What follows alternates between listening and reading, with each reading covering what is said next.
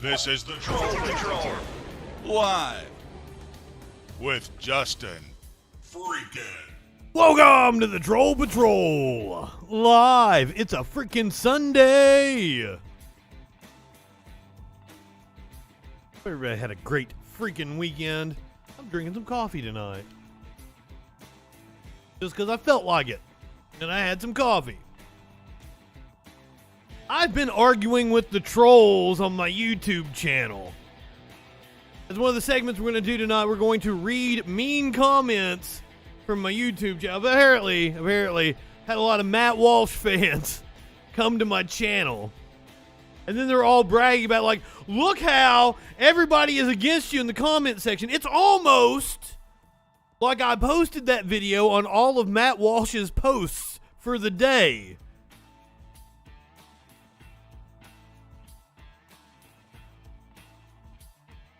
I might. Depends on if you got a nice dick, dude. I might be into it. You never know. Is that how you say it over there in Britain? Suck me dick. Oh, fuck. You fuck with feet? You fuck with feet? That was toes. I don't even remember what it was.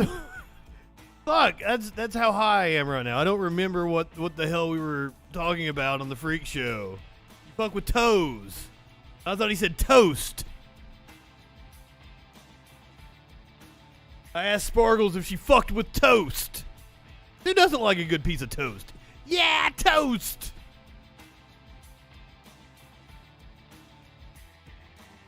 Warlord, where are you from in Britain? Like, are you from the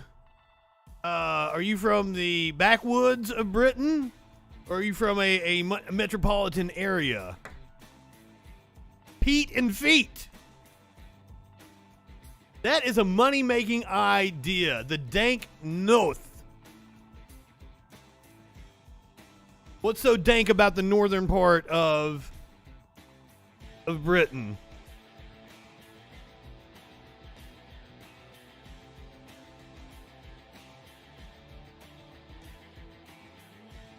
I've been talking to somebody. Splits her time between this city and a city in Mexico, and I was like, well, which one has the better weed? Her response was that she smoked reg, so she didn't really know.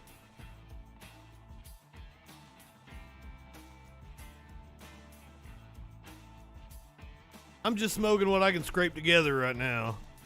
Hopefully get me some this week. Time to re-up. Alright, what are we going to talk about tonight on the show? The M&Ms aren't sexy enough for Tucker Carlson anymore. I'm still resin, and I've got some keef, I've got all kinds of scraps. I got plenty of shit that I can scrape together. Oh, this is my Jeremiah. Welcome. Jeremiah has spent a hell of a lot of time arguing with me on YouTube, only to fucking completely miss what I fucking said.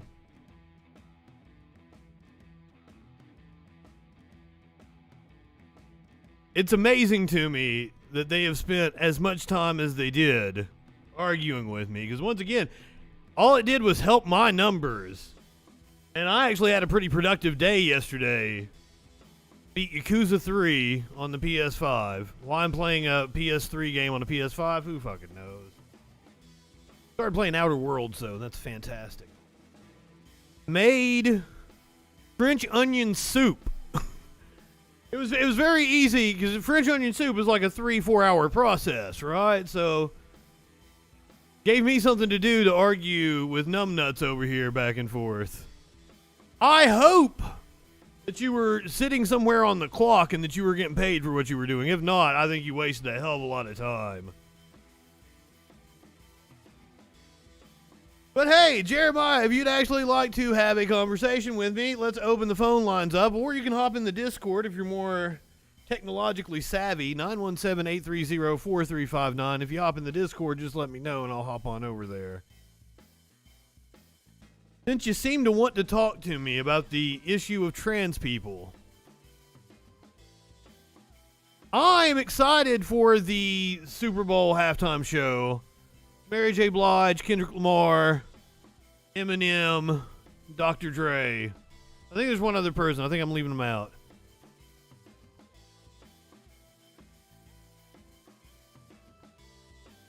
Oh, yay. We're going to start it off with a call, eh?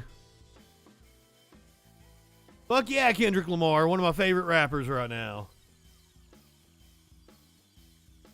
Did the soundtrack for Black Panther.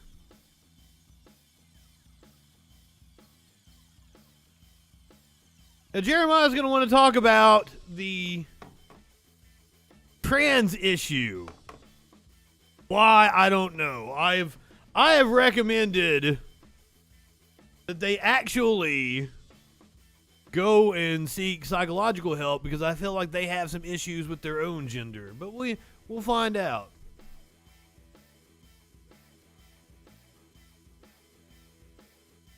Ooh, I would like to watch the doc on the making of the Super Bowl show with The Weeknd. I might have seen it though. Weeknd might have shared it out last year. I don't know. You know the way my memory is. I can't remember fucking shit. I watched Fight Club in honor of Meatloaf. Bob had bitch tits.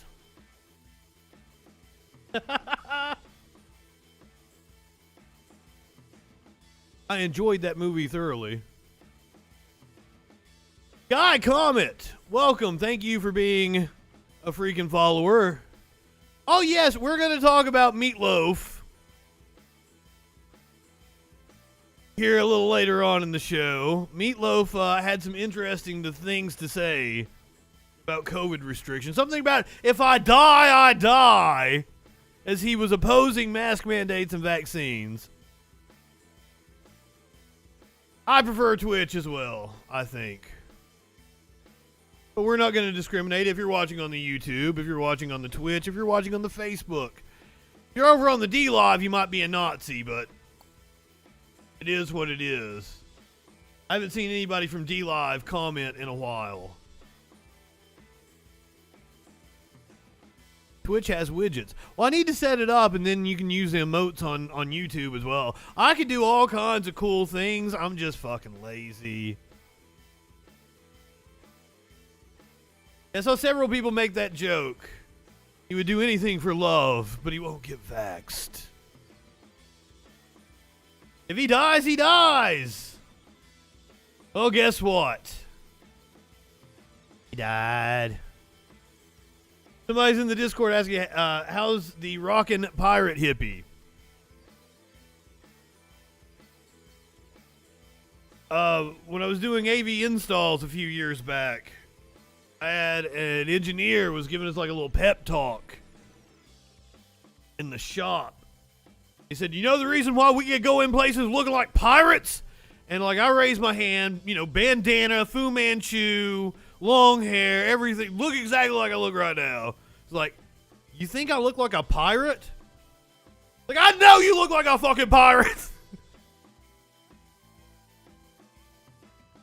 Reason we got to go in places looking like fucking pirates. Good at our fucking jobs. Maybe not so much me. I quit. I really didn't give a shit about that job. I don't know what the triangle thing is.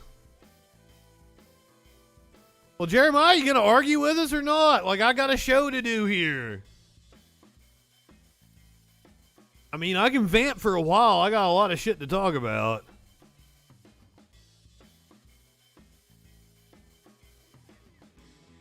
We're gonna be reading mean comments from my YouTube, all the videos I've done about Matt Walsh. That's gonna be a segment on this show. What else are we gonna talk about tonight? Hold on, I haven't ran everything down. Ben Shapiro is going to hit us with the top media fails of 2021. Fucking Tucker Carlson is upset because the M&Ms aren't going to be sexy enough for him anymore. The the Hill had James O'Keefe on this morning. I've been dying to watch the segment, but I've been waiting to watch it with you guys. They platformed James O'Keefe, let him plug his fucking book. I'm gonna run down all the problems with James O'Keefe, all the different controversies, all the times he has deceptively edited videos. I have an extensive list. And then I'm going to play the most cringe video you've ever seen. No, it's not all the celebrities like Gal Gadot and shit singing Imagine. No, it's a fucking James O'Keefe video. He butchers fucking Prince, and I prove once and for all he's a failed theater kid. He wanted to be in Hollywood just like the rest of these right-wing numbskulls, and he couldn't fucking make it. Oh, no.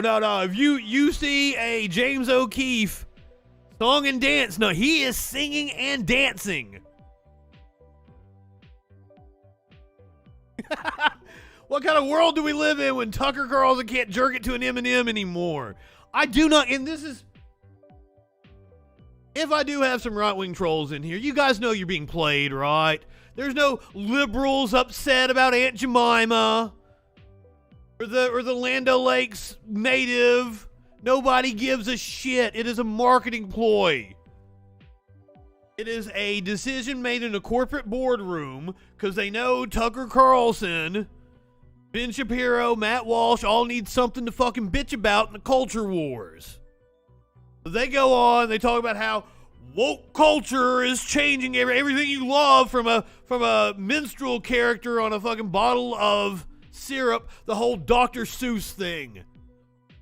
The estate of Dr. Seuss decided to take, 3 books out of circulation to not publish them anymore? Right-wingers lost their minds like, oh, now the left is canceling Dr. Seuss. It plays into their fucking victim mentality. I wish these assholes would get off the fucking cross. They make themselves out to be martyrs. They say they're being censored when they're not. They dominate fucking social media.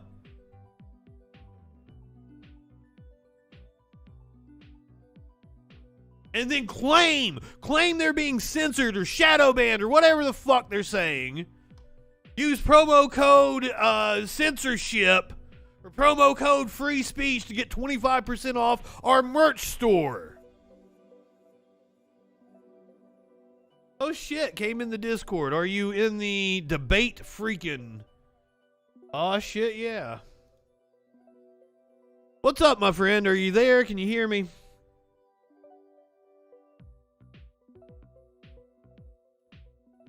Hi in there.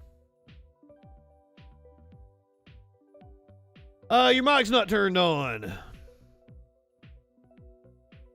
The Freedom Phone. The Candace Owens and the stupid ass Freedom Phone.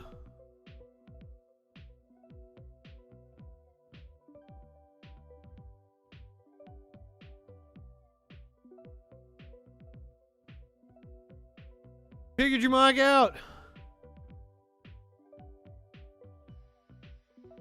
Hey, at least he's persistent and he's giving it a good try here. All right. Wait, I'll wait for you to give us a ringy ding ding. They may not be a chud. Of the people that have came to my YouTube and commented, they seem to be the most good faith, though they're still not very good faith. Caller, you're on the Troll Patrol. What's going on? Hey, what's up? This is Jeremiah. How y'all doing? What's up, Jeremiah? My friend, I feel like I know you now. We've discussed back and forth so much. How are you this evening?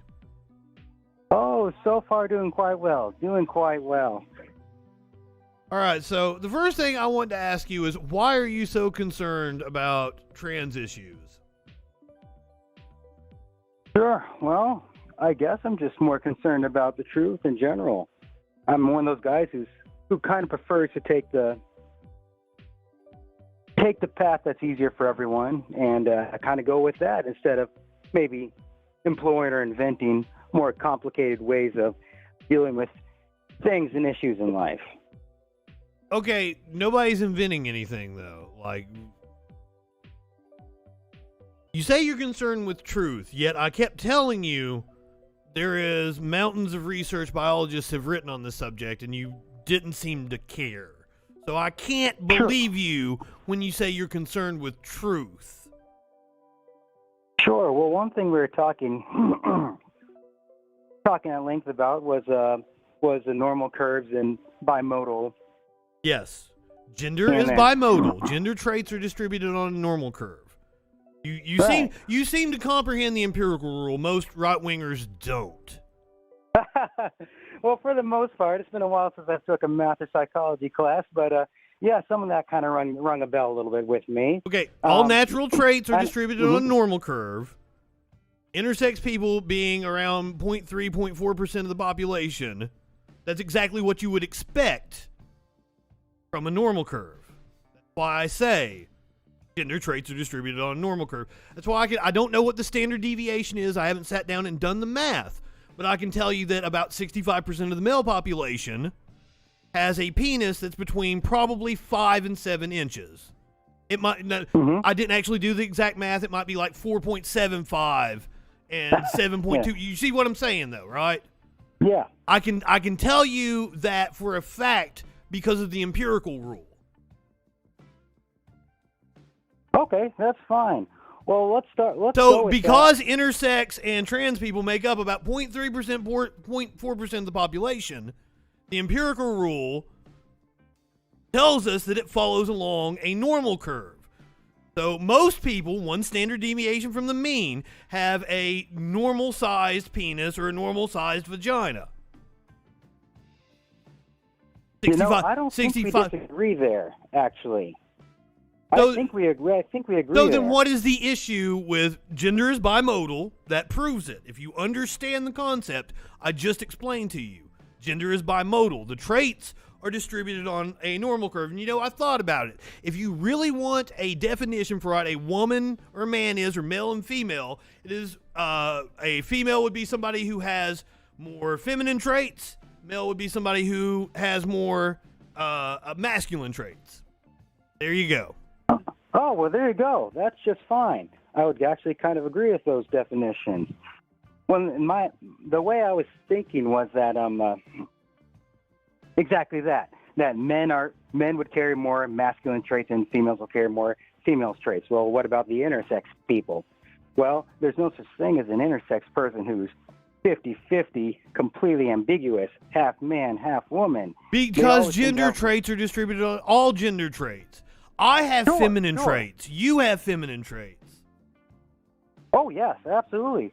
Well, what I'm saying is that even intersex people could fit somewhere within the boundaries that we say is acceptable for a man trait.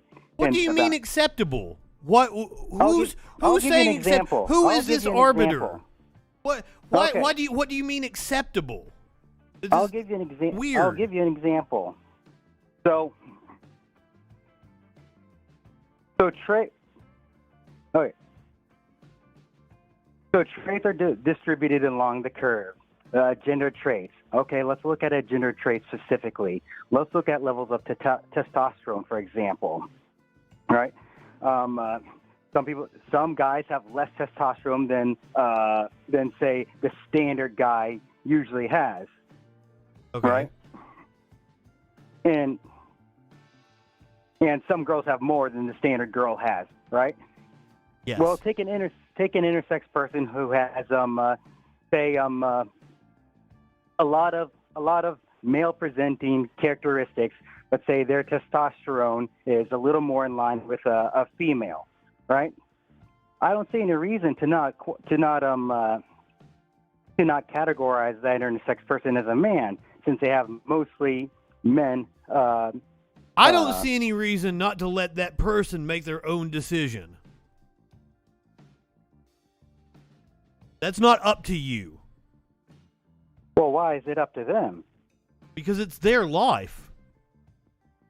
What does it matter? What does it matter to you if they wear pants or a dress? Who gives a shit? That's perfectly fine. But we're not talking about that.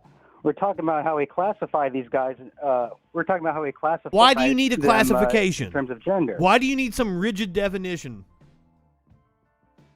Well, because if we're letting people put themselves in whatever category they want, and we're letting people make up categories. Who's making up categories? Well, sure.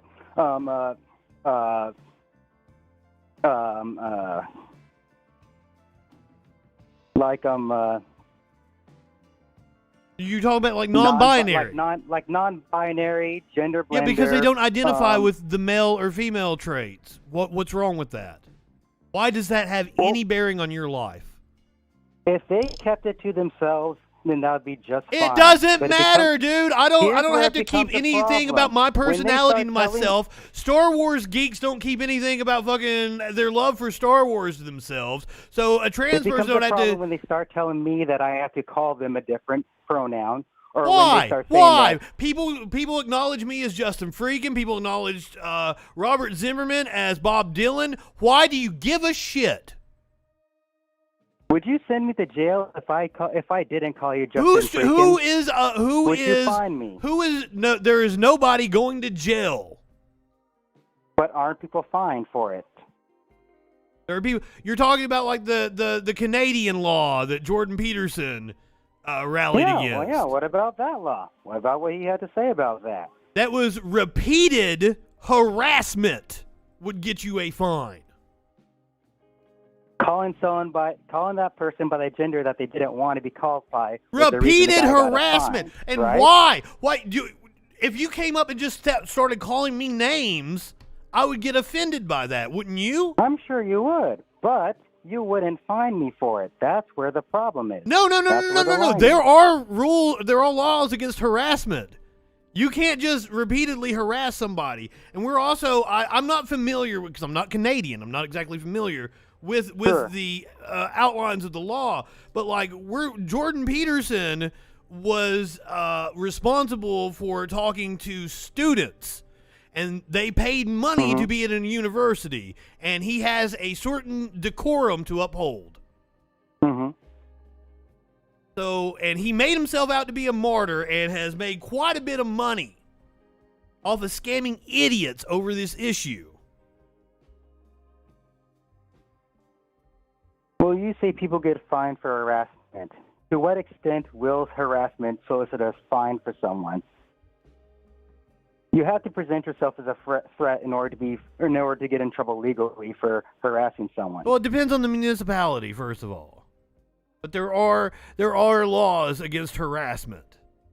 But generally speaking, in order to get in trouble about the laws because of harassment, you have to back up. Have to show Why is it such an issue to you? If somebody is wearing a dress, they're presenting as a female, why is it an issue to you to call them her? Oh, I never said there was a problem with someone wearing a dress or anything like that. But why is it an issue to call them her? Well, honestly, it really depends on the subtext of the conversation.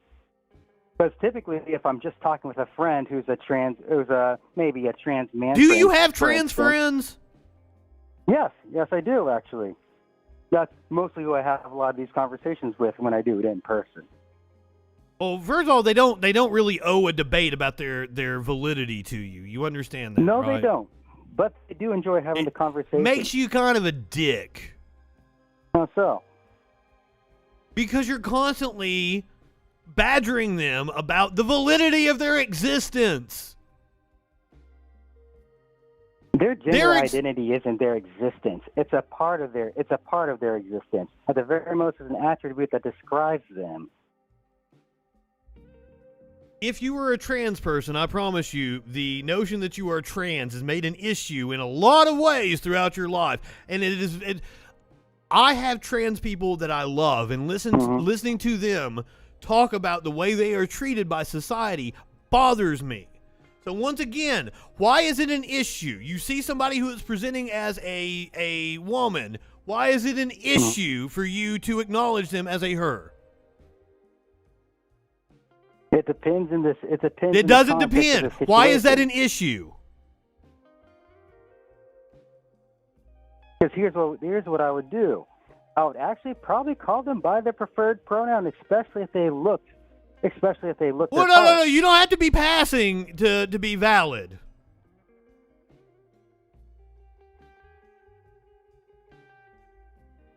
So you should do it out of just, common courtesy. Yes, there are very unattractive cis people. Well, I don't mind common courtesy. That's not the problem. It doesn't seem like it. What is the problem? I don't see any problem. You are not articulating a problem. You are articulating a bigotry, it seems. Well, I don't believe that. Your beliefs have nothing to do with anything. I don't believe. Yeah. Well, you asked me why I would have a problem with it, because I don't think their view correctly matches with reality. But it does. I've explained it to you how many times now. Okay. Well, let's take a look at your explanation. Male and for a moment. female are words that we came up with to describe phenomenon in nature. You agree with that, right? They're just labels that humans created. Yes, I believe that's a description of male and female. I didn't say it was a fucking definition. And gender traits are distributed on a normal curve. We've agreed with that, right? That can be fine, yeah. Gender dysphoria is a real thing recognized by the DSM. You know what the DSM is, correct? Oh yes, I know what it is. Then what does the DSM say about gender dysphoria? What is the treatment for it? I don't remember it. It is transitioning. You have it handy? It is transitioning. Okay. Yeah, they may say that. Does that mean that? No. They do say that. They do say, like, you're wanting an authority, and I'm giving you the arbiters of what these things are.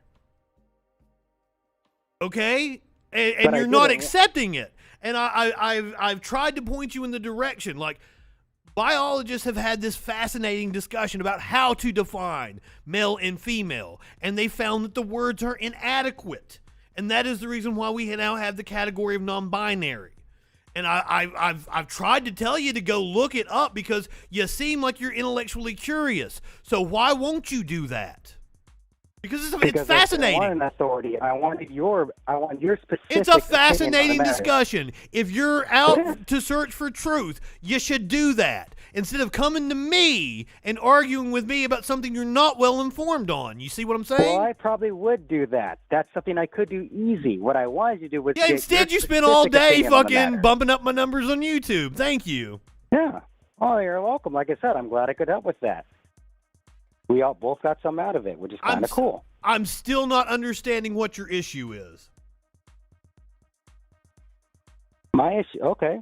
Well, we're talking about intersex people. I'm saying it would be just as easy to throw people who are mostly male presenting into the male category, and it sounds very easy to put people who are mostly female presenting into the female category. And I'm saying it has no fucking bearing on your life whatsoever, and that gender dysphoria is a real thing, and that some people may choose to live as a male, some people may choose to live as female, and it has no bearing on your life whatsoever. And the fact that you have spent this much time on it is sad, and you should seek professional help because I think you have issues with your own gender. Why did you switch the conversation? Or you have watched some trans porn and your PP got hard and now you've got some repression issues.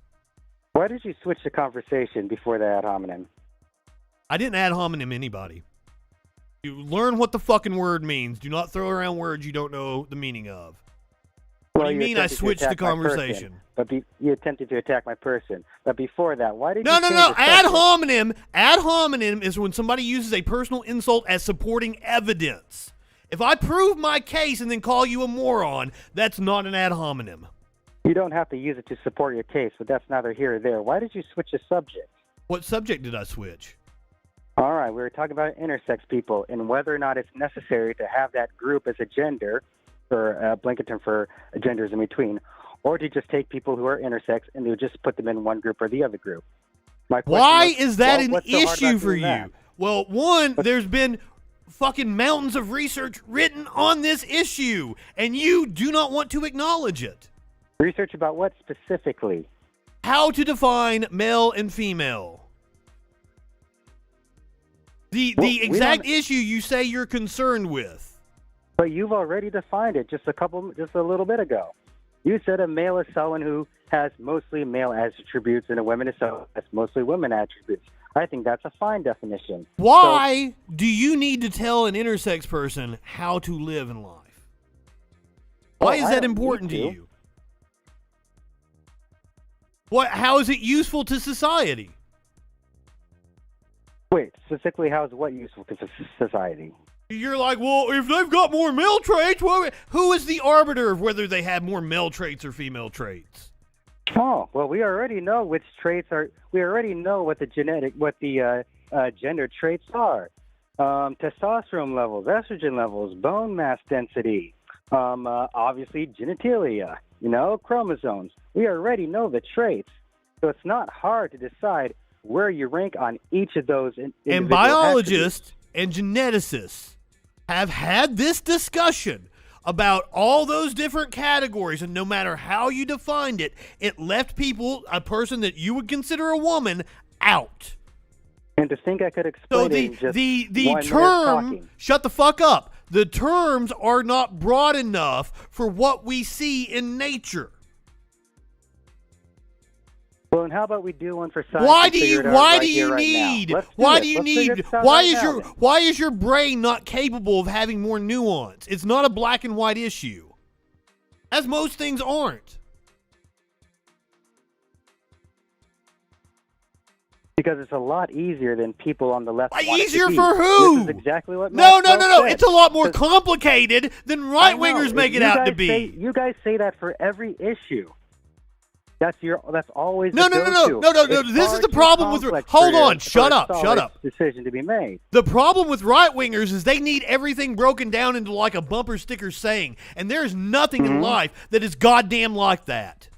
Well, when you solve complicated equations, you're supposed to break them down to smaller pieces. So let's do that. Let's do that right here. Let's break this down to smaller pieces. Hold on. There's a Tim Minchin song called "The Fence," and it has fantastic lyrics like, to stop people divide the world into black and white to stop them feeling frightened because you can't put your mind around something you can't comprehend. It scares you. Are you religious? Yeah, I am. You have an agenda. That's the problem. You have to prove that God made man and woman, or otherwise your entire fucking worldview falls apart, doesn't it? All right. What about people who are atheists and still share my worldview? What about them? They're not informed. But I'm saying you have an agenda, and I don't know. I don't know many people like that. I'm sure they exist. It's either it must be their religion, or they just must not be informed. Why is it that it's you and Matt Walsh and other theocratic assholes constantly bringing it up and obsessing over it? Matter of fact, hey, if you want to, I assume that you have some kind of concern for the children. Do you know how many pastors are arrested every year for molesting children? Maybe instead of attacking trans people, you should attack some of the assholes in your fucking congregations that molest children, because it's rampant.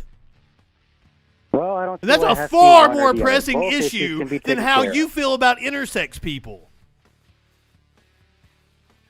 I don't see any reason to not take care of both problems. Then that's perfectly fine to me. I hate pedophiles. How is there a problem with intersex people or trans people? How is there a problem? Again, the problem comes when they start, I would say making me to do things or to go with their belief system when I don't believe it in the first place. That's the problem. There's no belief system. So far. There's no belief. You're the one with a belief system. Yes, and might I add, especially being from the South where blue laws are still incredibly prevalent, you're the ones trying to force your belief system on other people. We're going to get into that because I'm going to cover the March for Life here in a second. You want to talk about indoctrination? Fuck off.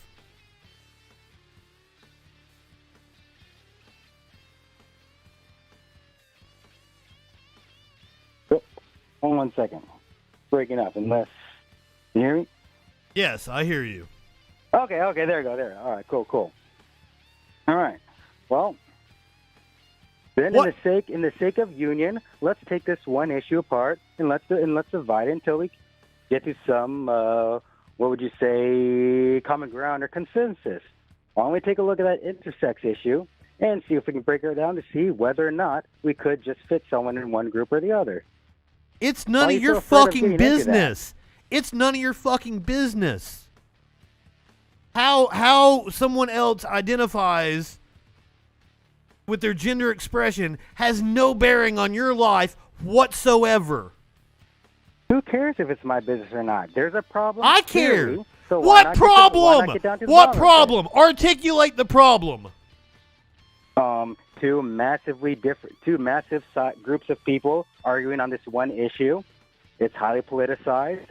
It's highly politicized by people like you who have an agenda. People like Matt Either way, Walsh. it's highly Hey, shut the politicized, fuck and up. There's a problem. It's highly politicized by somebody like Matt Walsh, who wants to focus on culture war nonsense instead of letting you listen to me about economic issues because you'd agree with me, and then we'd all tear the system down.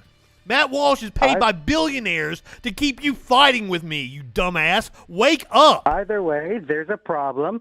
So obviously, let's get to What's the bottom of it. what That's a good fucking enough reason problem? for me to be You interested. can't make You just said the something a problem. You You said can't the make big something meanings a on my problem side. and then say You we said the need to big- solve it. Nobody else has a You said- fucking problem. You have a problem. You said That's the a big you meanings on issue. my side are trying to split the people apart. So that's a problem. That's a problem you need to deal with. That sounds like a problem. If that was true, that would sound like a problem everyone needs to deal with. You said you were religious. Mm-hmm. Is that brand of religion Christianity? Yes, yeah, uh-huh. What did Jesus say about loving other people? Oh gosh, that is Treating them as they were yourself. Yes. Are you doing that? How, if you were a trans person, wouldn't you want somebody to use your proper pronouns? Isn't that the Jesus thing to fucking do? That would be nice. That wouldn't be loving. There's a difference. What exactly is Bullshit! Bullshit! No. You believe in the Republican Jesus, dude. You don't believe in the actual Jesus of the Bible. Fuck off. Jesus accepted people for who they were. He hung out. Such thing as He tough love, would be Justin? right there with the trans people. Is there such thing as tough love, Justin? You're an idiot. Tough love. such thing? Bullshit. That's just Is some there such nonsense you thing? made up. One, tough love? I made Yes, that up? Jesus. That term? Jesus loves marginalized people. Jesus wasn't about fucking tough love. Jesus said, I pointed out to you.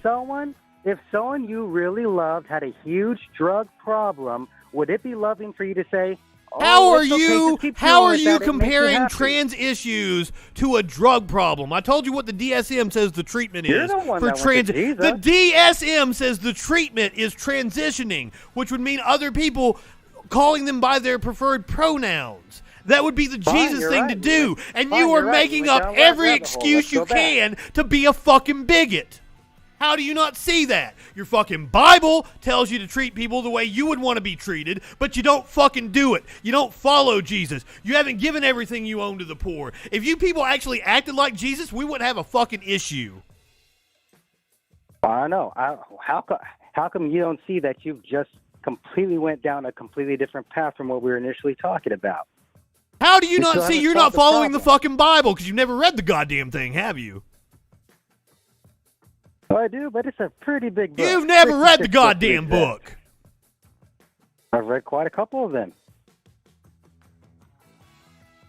And I'm not sure. Well, I where told you got what your Jesus viewpoint of said to Jesus. do, and you want to make up excuses to be a bigot, and you want to justify it with your goddamn religion, and I'm not here Because for it. I don't think Jesus would do that, because Jesus said... I Jesus know said he that would. his It's in father- the fucking Bible. Jesus said that his father said that he made man and woman. That's pretty clear cut. Yes, that's in Genesis, and it also said that he made the sun on the third day. Do you know how a day is measured? I know how we measure it. That doesn't mean everything in the Bible is supposed to be interpreted literally, yes. but something. Oh, so maybe man and woman isn't supposed to be interpreted literally, you stupid fuck.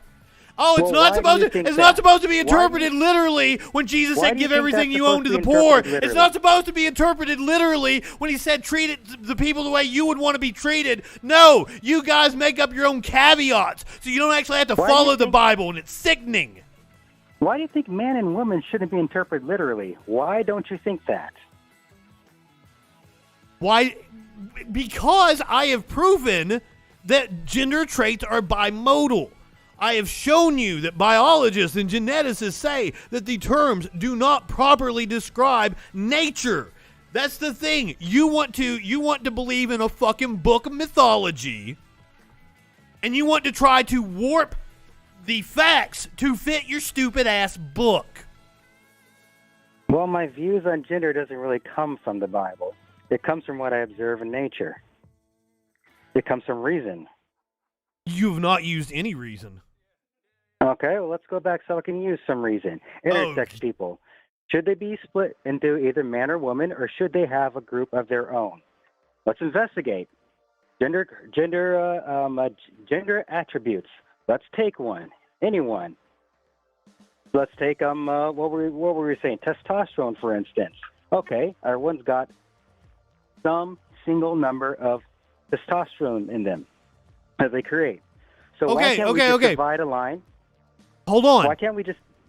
Do you know what? The fucking Olympics and the NCAA uses a dividing line. And do you know who that's hurt more than anybody? Cis women. Mm-hmm. It has disqualified cis women from competition because their testosterone levels were elevated. Because any fucking measurement, any kind of box you try to put around it, people don't fall into it. That's the problem. I keep saying it. No matter how you define, and I'm telling you, the better box is by having other categories like non-binary. That's what we're doing, you stupid fuck. How do you not get that? The third box. Let's take our two boxes. Why do you need the false dichotomy? False dichotomy. Why do you need the world to be black and white? Well, it's not actually a false dichotomy because a false Why do you need the world to be black and white for you? Why do you need man and woman when we have already proven that is inadequate? Because look at the trouble it's caused already. What trouble? Here's the problem. The problem isn't that things aren't black and white. That's fine. I can deal with that. The problem is you guys are keeping things as vague as possible. So that nobody's being vague. No. The biologists who have written mountains of research on this are not being vague. You just choose not to go and actually read up on the subject. I'm not talking about the biologist. Well, in order to have an objective definition, you have to have an arbiter of that. And I turn to the science. No, you don't. In order to have a definition, you need two things, and only two things. You need these two things to define a word. One, everything that you and I agree should be included in that definition. You and I agreeing on something has nothing to fucking do with the definition. And two, yes, it does, because this is how you determine whether or not a definition works. All right. Oh my God, are you a linguist? Here's an example. Do you even know what you're talking about? No, but I can reason. Now, here's an example. No, you can't. You have not reasoned, and you can't tell me that a religious person believes in reason. Here's an example. Let's say we define a dog. We define a dog as a living organism with dog DNA. All right. Okay. Well, that's good. Now we can take any two things, both of us, and agree exactly what should fit in that definition and what exactly should not. And guess what? Guess what? There are plenty of dogs that you wouldn't really know if they're wolves or if they're dogs, because they're kind of in the middle of the evolution. Oh, yes, we do. Yes, we do. Oh, no, we don't. Because our definition was dog DNA. Wait, any dog DNA? Dog DNA is a dog. What is dog DNA? You can't say You can't say that you have a definition of something, and then I have to ask you, well, what is dog DNA? That's not a fucking definition. Good Lord. Dog DNA then is any DNA that's 99.9997% identical to the average DNA of a canine. Polly Oh, there Woggy, you go. thank Now you we for got being a covered. freaking follower. What does that mean? That means take a living organism with a DNA strand, and if it's very, very similar, this as similar as I've just defined, 99.9997% similar. That's like the percentage that's we grounds for share calling with that like thing a dog. chimpanzees and shit. That's how close What's we that? are to chimpanzees. Okay, throw another 9 on it. That's what I'm saying is like there are transitional beings between the That doesn't evolution. mean the definition's broken. That just means it has to be a little more precise. All right, so No, now no, no, no, DNA, no, no, that's no, no, no, no, no, no, 99.9. no. That means that the definition doesn't actually cover everything, and that's okay. Things don't have to be black and white. But that doesn't mean the definition can't cover everything. We just Why tweak are it you until it why does. are you so concerned with definitions? I've still yet to Because see you keep referring to a problem. I don't know what the problem is. Okay, here's the problem.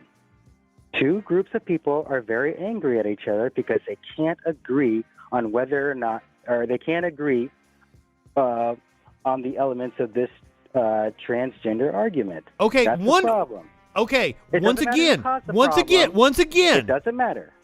Nobody caused a problem. Trans people didn't cause a problem by existing. Bigots caused Doesn't a matter who problem caused the by problem. getting upset about their existence. It doesn't matter who caused the problem. There there's is no fucking problem. Your problem is made just said up, what the and problem it is, is used and you as a just said. shut the fuck up. You just referenced the your problem. What are you problem. talking about? You guys have a problem. None of us have a problem. It takes two people to have a disagreement. No, or no, two no, no, groups no, to no, have no, a no, no. disagreement. A group There- can't disagree. A person You- can't disagree with itself in that sense. You guys have a belief in bullshit. That's the problem. It doesn't matter. The point is there is a problem, and two groups of people are The angry at problem each is you're not That's the educated on problem. the issue, and No, I keep the problem is telling two you groups of people where to are go and get angry at each other. educated. But you'd problem rather listen to Matt Walsh, who is using this culture war nonsense to make fucking money, off of idiot bigots. The problem That's the is problem. there The are two problem groups is of actually people who are angry capitalism. At each other. That's a problem. Is that not a problem? Tell me. Is Hold that a on. problem? Is that a problem? I'm angry Is that a because problem? You haven't hold answered I'm any of my fuck questions shut yet. the fuck up. I'm angry because you guys keep attacking my friends and people I love. What the fuck are you angry about? I'm not angry about anything. I'm actually quite peaceful. Then why do you keep bringing up this issue? Sure, and I told you why, because there's a problem. What's a problem? People are fighting against each other. That's a problem. Is that not a problem? If you would acknowledge what biologists and geneticists say and realize that you're wrong, we Who wouldn't wants have a that? I'll be right problem. No, you won't. For the millionth time, male and female are labels that humans created to describe nature, but nature does not fit in that box. There are people born with both sex organs. There are people born with no sex organs. There are people born with dicks so small, doctors think they are clits. There are people born with clits so big that doctors think they are dicks. And there's everything in between. Gender traits are bimodal, and they are distributed across a normal curve.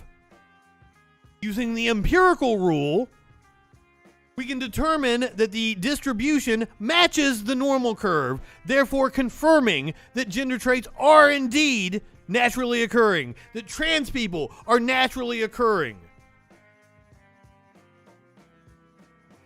If you do not understand what I'm talking about, then you're a fucking idiot, and I can't help you. But hey, right-wingers are morons.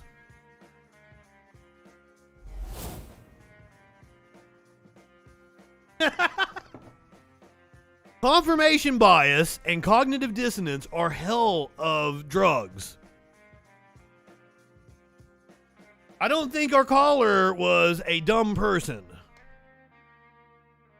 But smart people can convince themselves of a lot of dumb shit, especially if they're trying to protect a belief, like religion.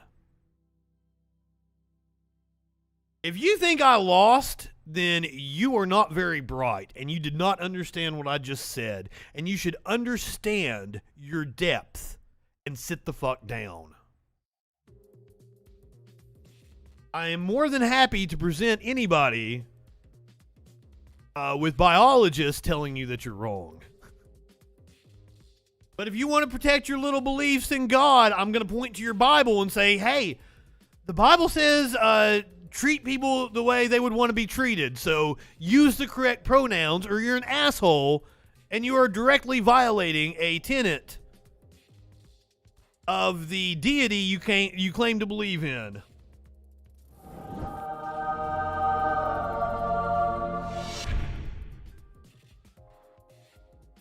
I have never deleted a comment anywhere, and everyone in my chat just laughed their asses off at the notion I'd delete a comment. I fucking deleted comments. 272 comments. I responded to pretty much everybody. If you can't see comments, then you should go up here, hit sort by, and click newest first.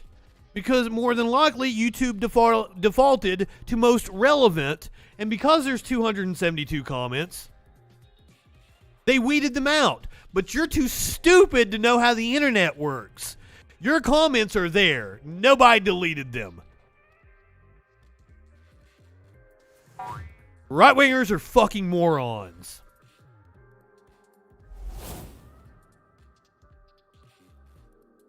Holy shit. Go do what I just told you and switch to newest first. Go on. I didn't delete anybody. I'm telling you, everybody in this chat just laughed their ass off at the idea. See? Do you see how it says top comments here? You're an idiot. If you clicked newest first and then scroll down, who am I looking for? Israel Davidoff. Did you start your own thread or did you respond to somebody else? I mean, I don't see your comments, but you might have responded to somebody else. I mean, I'm not going to spend all day fucking looking through here, but I mean, does it look like I fucking deleted comments? Was it even this video? Because I assure you, I don't delete comments.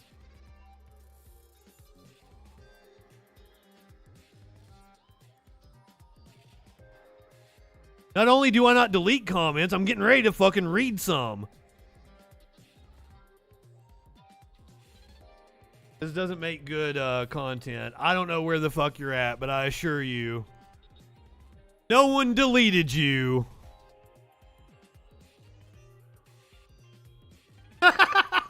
Exactly! Why would it make any fucking sense that all these people tried to put me down that I would absolutely leave there and I would delete your comments? Was it this video? Was it another video? I don't fucking know. Good Lord. Let me go find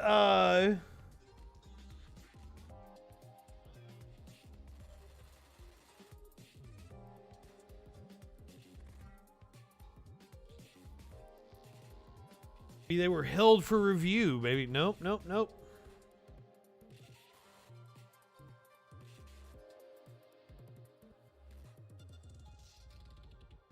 Don't know, don't care. You probably didn't even comment. Now you're trying to make yourself out to be a victim. It's a pretty right-wing move.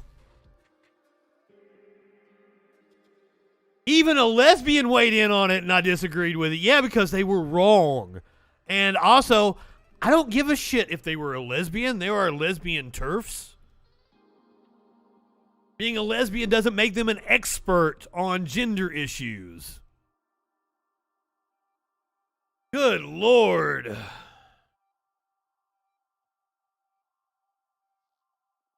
Fuck, right-wingers are stupid. Do you think we're stupid? You think we're fools? Yes, I think you're absolute fucking idiots. And speaking of fucking idiots, Meatloaf was seriously ill with COVID days before his death. Rock legend Meatloaf was seriously ill with COVID-19 just days before his death on Thursday, according to a report.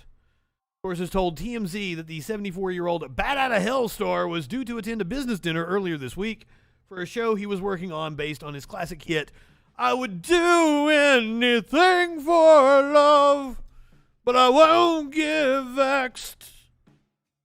But he canceled because he was seriously ill with COVID-19, with his condition soon becoming critical. It is not clear if he had been vaccinated. Reps for the star did not immediately return requests for comment on early Friday. No cause of death was given in the announcement of his death on his official Facebook page.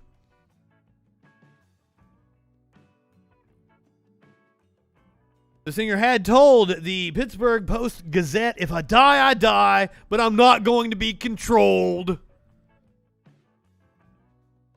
was very publicly anti-vax mandate, anti-mask mandate. He admitted being terrified of the pandemic despite proudly offering to hug the interviewer, telling him, I hug people in the middle of COVID. Said it many times on this show, don't tug on Superman's cape. Oh, I'm scared to death. You kidding me? But I'm sorry, I understood stopping life for a little while, but they cannot continue to stop life because of politics. Right now, they're stopping because of politics. I don't know how getting a pandemic under control is politics, but sure thing, Mr. Loaf. If it hadn't been a pandemic and I was interviewing Meatloaf, I would have been like, please, hug me. Let me say Bob has bitch tits. He noted a new report at the time saying the masks we're all wearing are useless, but I've known that for 6 months. They don't do anything. They don't stop you from getting COVID. They're just a nuisance and make your nose itch and make it so you can't breathe. He complained about a Nazi who shouted, get your mask on now, while he was on a plane, griping. They're power mad now. Man, it was so wild watching Wrestle Kingdom from Japan, where everyone in the crowd had a mask on. And I bet Wrestle Kingdom didn't turn out to be a super spreader event. You know why? Because masks work, and we're going to talk about that here in just a second. Because the Florida Surgeon General was on Fox News lying about masks. And I'm going to show you the evidence that he was lying. Talk about playing politics on behalf of Ron DeSantis. A Czech singer died of COVID, was anti-vax. Well, a Czech folk singer has died from COVID-19 after her son says she deliberately caught the virus to obtain a health pass. 57-year-old Hannah Hawker was part of the band Assonance. She had not been vaccinated, and her son says he's speaking out to warn others. That's a weird thing when you're sitting in a hospital bed with tubes all in you, being controlled by machines. I won't be controlled. My freedom, gurgle, gurgle, gurgle. Others against taking this approach. My mom wanted to get sick, so she gets the COVID pass.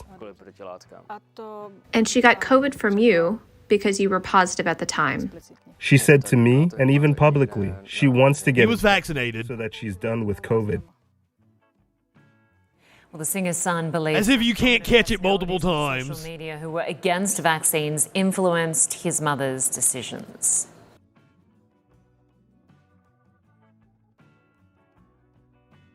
Anti-vax influencers. Jesus Christ. Here is the Florida Attorney General on with Tucker Carlson. This is not the only time we're going to see Tucker tonight. Gotta talk about the M&Ms. I noticed that Fox News didn't post the segment about the M&Ms, or if they did post it on YouTube, they took it down. I had to do a little searching to find it because apparently Tucker got a little embarrassed about how stupid he sounded. Here is Dr. Joseph Ladapo. I'm sorry, I fucked that up, didn't I? Ladapo. Dr. Joseph Ladapo. He is the Florida Surgeon General, appointed by Ron DeSantis. We've entered this, it's just a very bizarre period that we're in where people are just willfully denying data. I mean, I don't know how anyone at this point in the pandemic, having seen country after country, including this country, and state after state, essentially have similar surges throughout this pandemic, regardless of whether they have mask mandates, whether they force the kids to mask in school. He's straight up lying. Now, there is a CDC study looked at classrooms in Arizona. Even people on the left have said that that study was flawed, but in interest of fairness, I would like to present to you a couple of red states that did their own studies. Here is Tennessee. Tennessee schools with no opt-out mask policy have lowest COVID-19 case rates, according to the Tennessee Department of Health.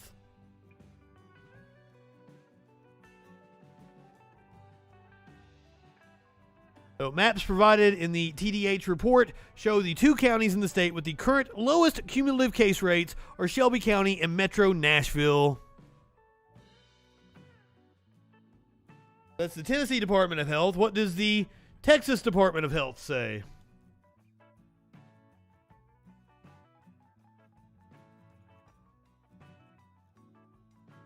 They compared two districts.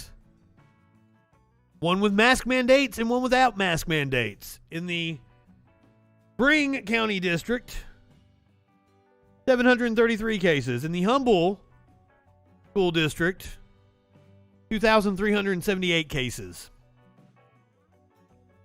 Masks work. They're not foolproof. That's the problem. Right-wingers love to latch on, well, you can still catch it with a mask, in order to promote not wearing one. But if everybody wore a mask, the case rates would plummet because it absolutely does prevent the spread. It's not foolproof, but nothing is. Cloth masks have about a 20 to 30% efficacy rate. Surgical masks have about a 70 to 75% efficacy rate. N95s have a 95% efficacy rate. Just like seatbelts aren't necessarily going to stop you from dying in a car crash, but they cut down significantly on the number of deaths in a car crash. But you can't explain statistical analysis to right-wingers because they're fucking morons.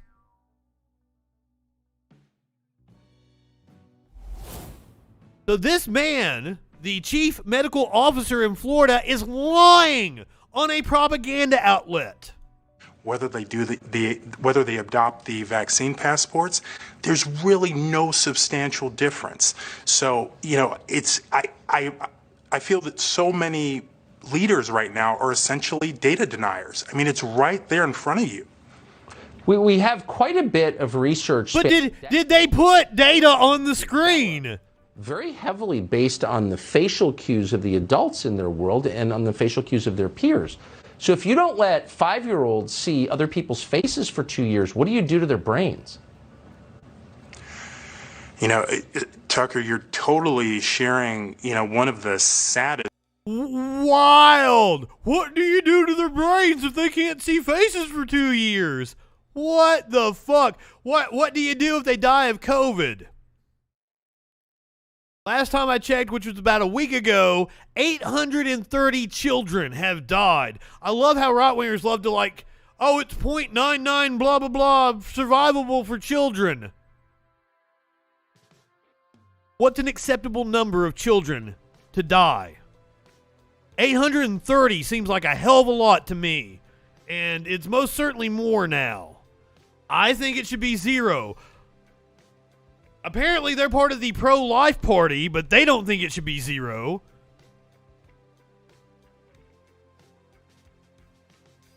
Studies have shown that exposing children to Tucker's face for even mere minutes per day makes them dumber. Amaru brings up a very good point that watching Fox News actually does make you dumber. As parts of this pandemic in terms of health policy at the national level, including with not high enough for this shit. They've basically dehumanized the U.S. population, the people that live in this country. Wow. And instead of being individuals, children, you know, Yes. doing the things that make children wonderful, right? Playing, you know, being worry-free, expressing themselves. They've sort of put them in this box where they're spreaders of... That's a weird argument to make when I was saying that during the lockdown, the only fucking lockdown we had, like back in the spring of 2020, it was a perfect time to let kids go and play outside, actually be kids, and not have the responsibility of school on their shoulders. Jesus Christ. viruses, and they have to have their faces covered, despite how unnatural that is, without really any high quality data showing any benefit, and lots of data and parental intuition suggesting harm and tremendous harm. You know, it's completely unnatural. What a lying sack of shit. Fuck me. Apparently, Joy Reid had a meltdown over Florida doing well. At least that's what Dan Bongino said. We're going to talk about Florida here in a second because apparently Bill Maher had a pretty interesting rant. We're going to play a piece of it. Some form of cognitive distress. She did this segment last night. Ron DeSantis has her so delusional. Ron DeSantis lives rent-free in the... Now remember, we just played a clip of the Florida Surgeon General lying. Talk about delusional. This delusional dunce, Joy Reid's head every single day. Here's Joy Reid. Now that Florida has the lowest COVID numbers in the entire country and has had explosive job growth, Joy Reid wants misery for everyone because she's a liberal nut with 72 masks on because she's crazy. Throw that up, Key. There's Florida's numbers, by the way. Yet last in the entire country in COVID cases. That doesn't mean Joy Reid needs more COVID and Corona because she needs a boogeyman, a Michael Myers type boogeyman. Here's Joy Reid melting down over Florida last night because Joy can't handle the success of Florida, making her look like the buffoon she is again with her pathetic low ratings and her grotesque show, The Readout, which should be called The Ratings Out because nobody watches this moron. Check this out. On Sunday, the Florida Republican announced plans to offer unvaccinated cops $5,000 bonuses to relocate to Florida and join police forces there, rolling out this perverse dystopian tourism ad to the COVID blue line. Are you big on ordering people to... Number one killer of cops. It's usually car wrecks. But for the last 2 years, the number one killer of cops by far has been COVID. I laugh at fucking cop deaths on Facebook constantly that died of COVID because, you know, they were anti-vaccine. Comply, but you hate complying with health mandates yourself? Do you dream of arresting people's ability to breathe while you arrest them? Well, pack up your potentially infectious self, your badge, and your gun, and come on down to Florida. Take this taxpayer bonus money and enjoy constant interaction with vulnerable senior citizens you can breathe on. Every breakthrough case and ICU admission is the virus of freedom spreading. And don't forget your sunscreen. That didn't look like a meltdown to me. It looked like she was mocking you. It looked like she was mocking right-wingers. That's what fucking people were saying I was having a meltdown over Matt Walsh. No, I was mocking him. I'm having a hard time. Was it supposed to be funny? I don't get it because listen, I'm not a particularly funny guy. I don't try to be, No, you're not. Funny. That's his shtick. It's not intentionally, at least. Not really a funny guy. Once in a while, I guess some segments of the show can degenerate into humor. I don't know if it's funny or not. What was that fun? I don't get it. Was it funny? Not intentionally. Joy Reid, right? I mean, is she in such desperation for a show and they're horrendous ratings? 69 masks. No one watches her. So she figures, hey, I might as well all go all in on the embarrassment. I don't know. I really can't figure it out. But there's a reason she's got the gold medal in the Dopey Media Talking Head Olympics. Oh, you got it? You got the picture? Oh, she's got the gold medal. That's stock footage of Joy when she won the gold. Thank you, Giff. I forgot we had that. That's good. Not fucking Tucker Carlson. But please do. Apparently having a hard-on for M&M's. App today. Follow me. I'm at D Bongino on local. Subscribe. So much of right-wing outrage is just projection. Apparently, a pilot decided to turn the flight around because the passenger refused to wear a mask. This is the tyranny those right-wingers are talking about. United States pilot turns around a UK-bound flight after passenger refuses to wear a mask. U.S. airliner headed from Miami, Florida to, of course it was from Florida, to London, turned around on Thursday because the passenger refused to wear a COVID-19 mask, the airline said. American Airlines Flight 38, with service from Miami to London, returned to Miami International Airport due to a disruptive customer refusing to wear... Do we have a... Oh, I was hoping there was going to be a video of it. Shit, they got a long way out. So you can see out over the Atlantic here. Police were waiting when the Boeing 777 carrying 129 passengers and a crew of 14 landed back in Miami. It was about 90 minutes into its journey when it turned around. The first class passenger, because of course they were, entitled jackass, was extremely abusive to the stewards. Fellow first-class passenger Steve Freeman told Florida news outlet Local 10. Mr. Freeman said flight attendants offered the woman several different... it was a Karen. Offered the woman several different masks to wear, but she complained about each one. When the aircraft landed, U.S. police escorted that passenger off the plane without incident. American Airlines said the pending further investigation, the passenger has been placed on a list of people banned from flying with the airline. Oh, we have video.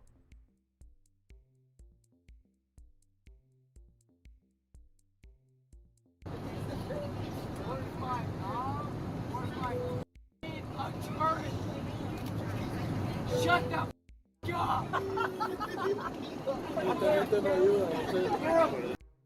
Men can be Karens too.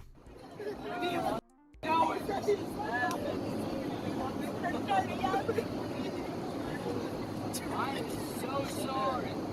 I didn't want to talk to you like that. I'm not sure if this is the incident that got the plane turned around. This might have just been a... Yeah, this was from Philadelphia to Miami.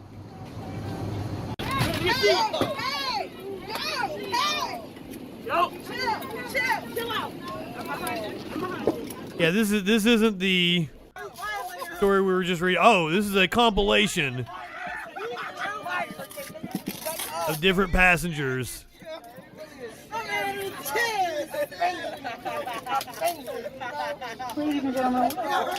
I think they have a rule against taping passengers to seats now.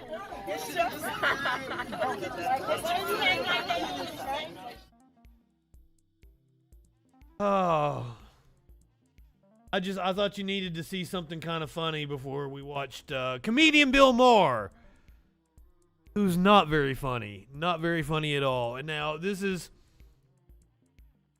one of those things that makes me incredibly sad. Because I used to be a huge Bill Maher fan. I patterned a lot of my career after Bill Maher. I watched Real Time religiously. Pun intended. Up until about 4 or 5 years ago now. It's been a while since I've been able to stomach Bill Maher. So, somebody came into the chat and said that Bill Maher went off on a real tangent on Friday night. And then I saw all kinds of right-wing outlets carrying him out. Let's find out what Bill Maher had to say. For the COVID deaths by state, this is per 100,000 people. The worst is Mississippi. My home state of New Jersey, 4. Fourth worst. New York, 6th worst. West Virginia and Massachusetts are 10 and 11. Right. He's kind of leaving some shit off there because I went and actually, looked up the statistics. Mississippi, Arizona, and Alabama were the worst states.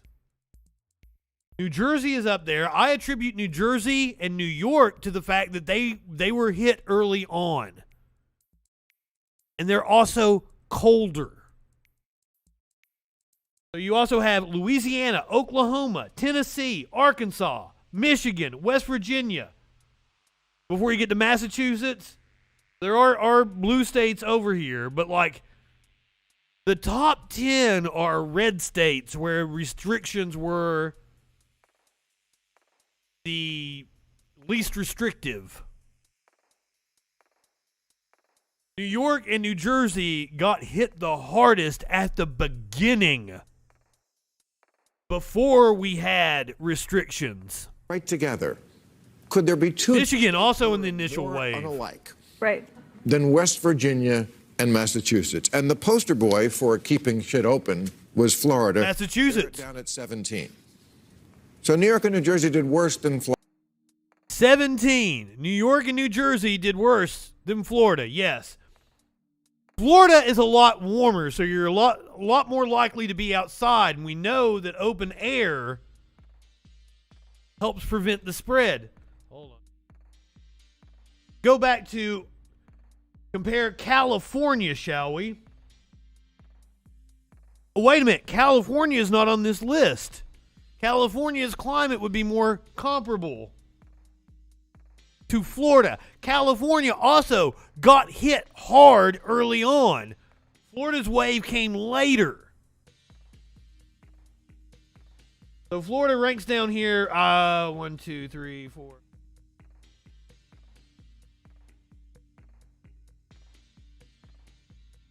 Florida was 20th. Unless I fucked up my numbers there. California didn't even fit on this graph here, but it was like in the 30s somewhere. Also, population density does play into that. Florida. What I'm saying is... Well, we did worse because we're a densely populated hub of international travel. Well, so Florida should have done more. Florida is home to all the old people in America, so maybe they should have done more. But the data is crystal clear. And it did do bad. Given the situation, but like they didn't do as bad because it's warm. And this is beyond dispute that the deaths and hospitalizations have been overwhelmingly concentrated among the unvaccinated. If you are fully vaccinated, you have a far lower risk of infection and hospitalization and death. But that's not even the issue we're talking about now. We will get to that. What this is saying is Florida, stayed open. I mean, I was just in Florida. I've been there a few times since this started. Half of New York has moved there. The atmosphere is just different. I'm not moving to Florida. I'm not Barry Weiss. I'm just saying, AOC just went to Florida and had a good time without a mask hugging like people. She was having a blast. Okay. I'm just saying, I've been to Florida. The atmosphere was just night and day. You've got to wonder about the reporting in Florida, yes. And everything was, the Andromeda strain was out there, and you went to Florida. And I'm just saying, yes, there are different factors in different states, but basically, it's like they stayed open and went on with life, and they didn't do a hell of a lot worse and maybe did better. So, didn't maybe do better. God, Bill Maher is stupid. And when you're constantly getting shared out by right-wingers, it's just time to admit that you're a conservative. Oh. Maybe Bill Maher was on that flight, though, that got turned around. That's why he was pissy this week.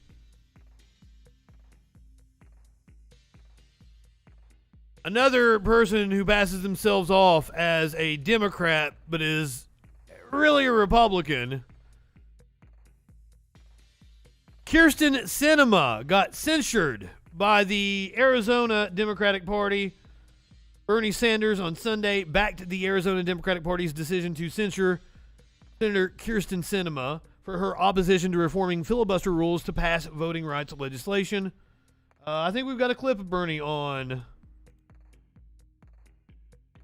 Here we are 1 year into the Biden presidency. Those two key priorities are stalled in the Senate, the social spending bill and climate bill, the election reform legislation. I did not say your name. Because Senators I'm glad to have you back. And Sinema won't get on board. How frustrated are you?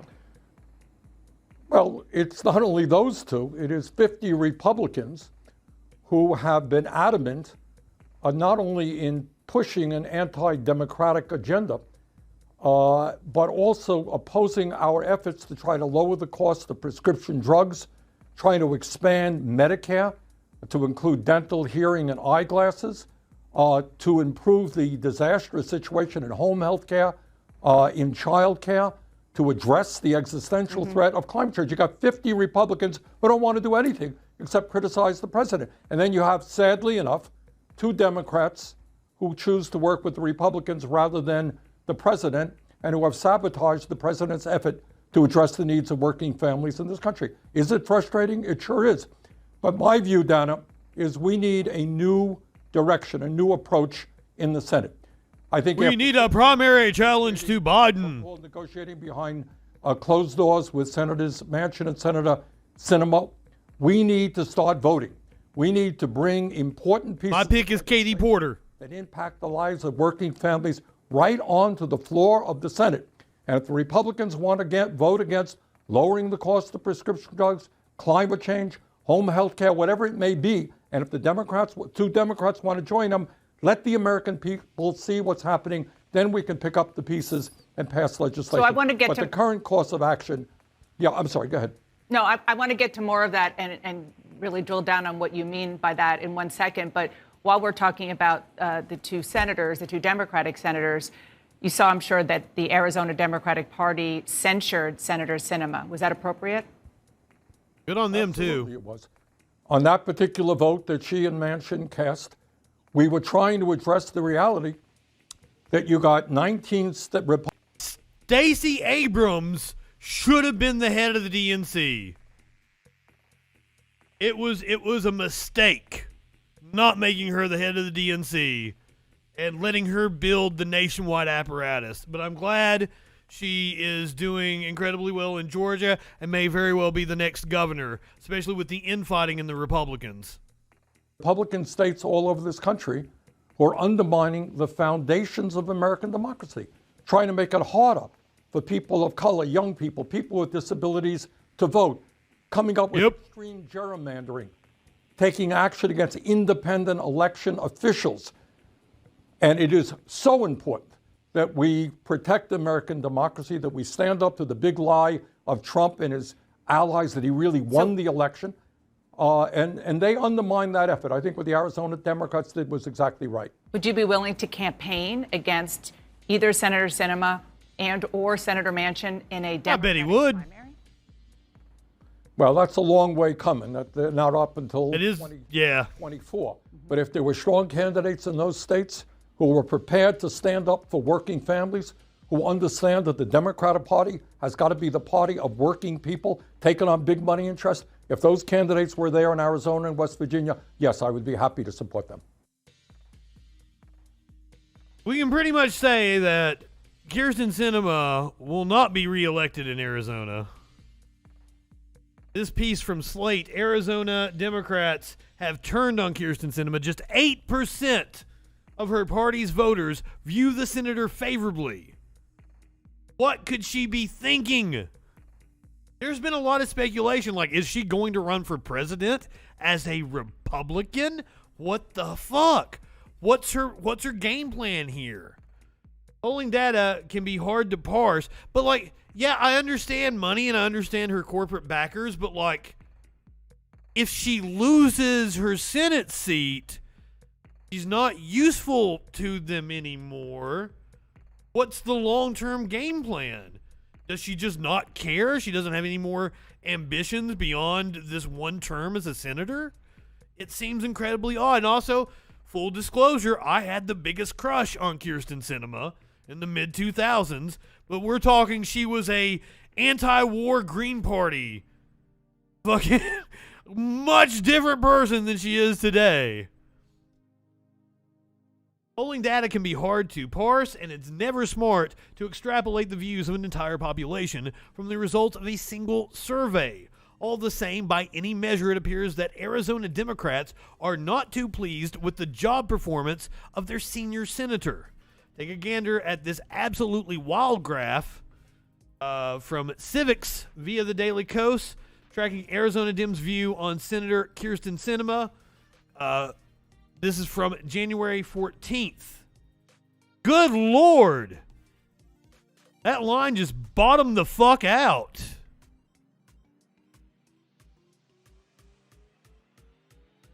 Yes, she was the first elected member of the House who was openly bisexual. She was an anti-war protester in the Iraq War. She was a member of the Green Party and was an activist. Activist got her elected in Arizona, which is why you've seen her favorabilities drop.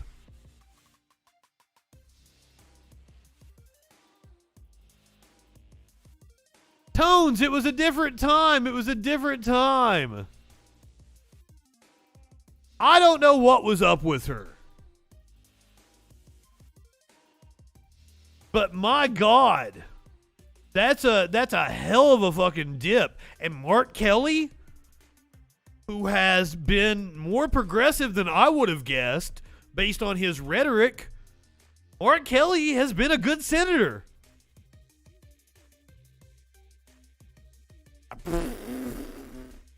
I mean, all of these guesses, she went insane, hiding her power level, all those are good guesses. I mean, equally plausible. All right, let's talk about the fact that the Trump documents have been released. The January 6th committee that the National Archives had. Supreme Court did not side with Trump and block the request. And here's one of the big stories coming out of that treasure trove of documents. January 6th committee probing the Trump plan to use military to potentially seize voting machines. Rep. Benny Thompson, chairman of the House Select Committee that is investigating the January 6th Capitol riot, revealed on Sunday that the panel has spoken with former Attorney General William Barr about an apparent plan by the Trump administration that would have involved the military seizing voting machines. We got a piece of video here. There was also another story, significant. Politico published the text of a draft executive order that had been presented to... Hold on. Let me flip it out here. I can make it big. There was also another story, significant. Politico published the text of a draft executive order that had been presented to President Trump in December of 2020 to have the defense secretary... She could be sociopathic. ...voting machines in battleground states. Multiple news organizations have now reported this. Do you intend to go to the Attorney General, Bill Barr, to ask him about this? I mean, how do you follow up on this kind of allegation and the paperwork to back it up? Well, yes, we do. To be honest with you, we've had conversations with the former Attorney General already. We've talked to Department of Defense individuals. We are concerned that our military was part of this big lie on promoting that the election was false. So if you're using the military to potentially... I don't know what's more plausible, voting machines, even though it's a discussion, the public needs to know. We've never had that before. And so any of these individuals who are participating in trying to stop the election, the duly election of a president, and if we can document it, we will share it with the public. I just want to follow up on something you said. Do you have proof that there was someone inside the United States military working on this premise of actually seizing voting machines? Well, we have information that between the Department of Justice, a plan was put forward to potentially seize voting machines in the country and utilize Department of Defense assets to make. It's like a Mike Lindell plan. This is the My Pillow guy. Executive order. There was actually an operational plan? Well, no, not an operational plan, but just the draft itself. Okay. Is reason enough to believe that it was being proposed. Our job is to get to the facts and circumstances of how far did they go. We do know that a potential person was identified to become the Attorney General of the United States, who would communicate with certain states that the election on their situation had been fraudulent and not to produce certified documents. Well, we understand that. So we will move forward on that investigation, and we will look and see specifically how far that plan went. That's incredible. Will the former Attorney General Bill Barr testify to you? Will you seek out other members of the military? I mean, they didn't. They attempted a coup. Well, there were multiple facets to the plan of how to overturn the election. Deemed necessary and important to our investigation. Some we'll talk to. Some. That's a heavy question, Dip. Under oath, others will offer hearing opportunities. But I mean, I'm not death penalty. As we develop this information, we will. I'm not pro death penalty. Present it to the public. We plan at this point to have a series of public hearings showing the use of federal assets, Department of Justice, Department of Defense, and other agencies to actually stop the duly election of a president. So we'll do it in due time. Well, the people are getting anxious here because we're not seeing any movement. Meanwhile, you know, we're dangerously close to the fascists taking back over. If 2022 goes the way a lot of people are predicting it, because the fervor is with the far right. Like we see with the thousands who gathered for the March for Life protest as the Supreme Court weighs Roe v. Wade. Now, my hope is if the Supreme Court actually does tear apart Roe v. Wade, I don't think they're going to completely overturn it. My hope is that we would see a fervor on the left, and because there's more of us than there are of them, 2022 won't be the slaughter that a lot of people have predicted it to be. Temperatures hovered at around 20 degrees as thousands gathered in Washington, D.C. for the 49th annual March for Life protest. The march occurs around the anniversary of the Supreme Court's Roe v. Wade decision, January 22nd, 1973. And this year, there's a growing sentiment among the protesters that it could be the last march before Roe is possibly overturned. We are hoping and praying that this year, 2022, will bring us historic change for life. According to March for Life President Dean Mancini, Roe is not settled law, she said to cheers from the crowd. One attendee at the march, Macy Butler, a retired teacher from Silver Spring, Michigan, tells NPR that she had a little hope this year that abortion would no longer be protected on the federal level. Wait a minute, MD isn't Michigan, isn't it? It's Maryland. Oh. See how many white people you can find in the time-lapsed video here.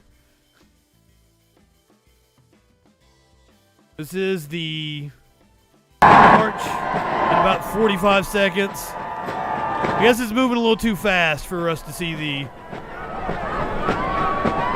sea of milky white. Oh, you know it.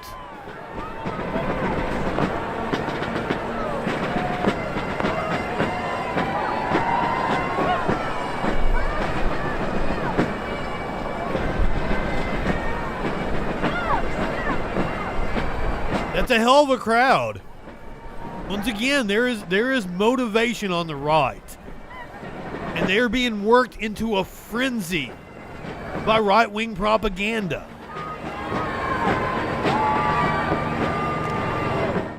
I mean, when you're being fed a daily diet of the Marxists are coming for you, and it's a communist takeover of your country, Joe Biden's a commie.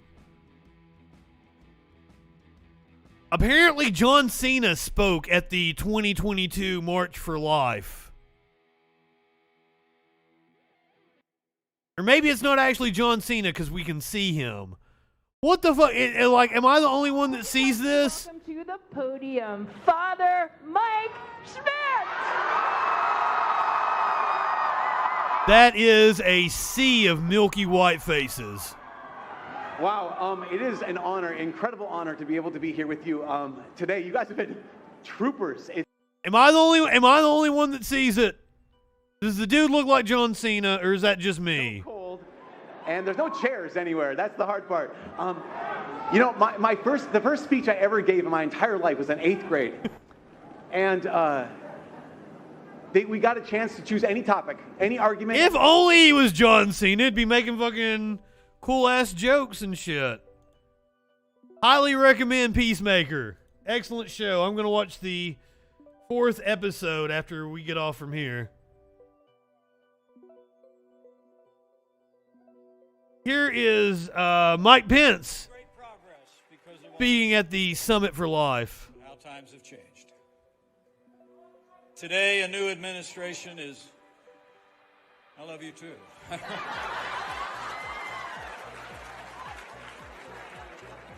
This is clearly the evangelical wing of the Republican Party, not the Trump wing. The Trump wing was chanting, "Hang Mike Pence." New administration is advancing abortion on demand at home and abroad. What? President Joe Biden even abandoned his long-standing support for the Hyde Amendment and now supports taxpayer funding of abortion all the way up to the moment of birth. Now, more than ever, I say to this pro-life generation, we need new conservative majorities in the House and the Senate, and the time has come for the Supreme Court of the United States to return the question of life to the states and the people. Seriously, they don't live in reality. And traveling across our great nation those past 4 years, I want to encourage each and every one of you. I thought I could get through to our friend, what was it, Jeremiah or whatever? Good Lord. It was like talking to a rock. Not the rock. The pro-life generation. A rock. Stronger. And thanks to all of you, life is winning in America again. It's true. And never doubt the American people are on our side. I believe a majority of the highest court in the land is on our side. They are not on your side. The choice before the Supreme Court is the same choice that voters will face in the next election. It's a choice between two distinct worldviews that are as far apart as the East is from the West. The left believes that children are a burden. We know that children are a gift from God. What? Liberal leaders are speaking. Who in the what? The left believes that children are a burden. The fuck is he talking about? I'm going to quote, I believe he's a pastor. His name is Dave Barnhart. I usually bring this up whenever we get into the pro-life arguments, just because he said it better than I ever could. The unborn are a convenient group of people to advocate for. They never make demands of you. They are morally uncomplicated. Unlike the incarcerated, addicted, or the chronically poor, they don't resent your condescension or complain that you are not politically correct. Unlike widows, they don't ask you to question the patriarchy. Unlike orphans, they don't need money, education, or childcare. Unlike aliens, they don't bring all that racial, cultural, and religious baggage that you dislike. They allow you to feel good about yourself without any work to creating or maintaining relationships and when they are born, you can forget about them because they cease to be unborn. You can love the unborn and advocate for them without substantially challenging your own wealth, power, or privilege, without reimagining social structures, apologizing, or making reparations to anyone. They are, in short, the perfect people to love if you want to claim you love Jesus, but actually dislike people who breathe. Prisoners, immigrants, the sick, the poor, widows, orphans, all the groups that are specifically mentioned in the Bible, they all get thrown under the bus for the unborn.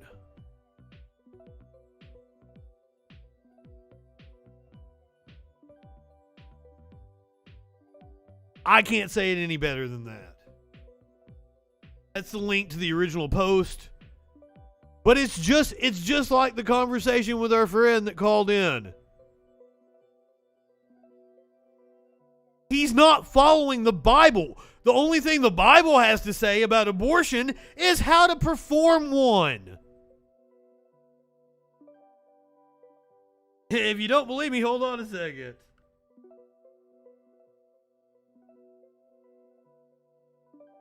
God, I can't remember the verse now.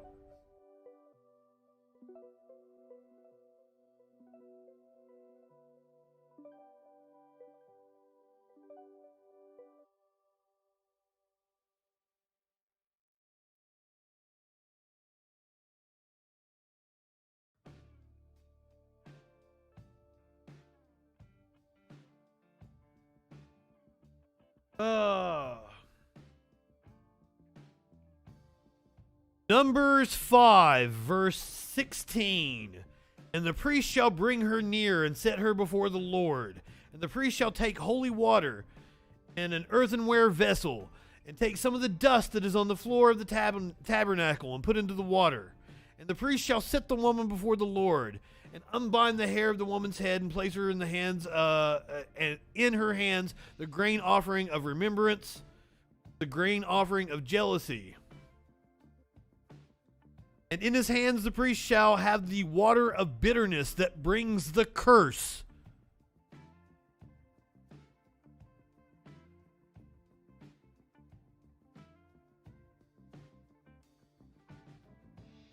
There you go.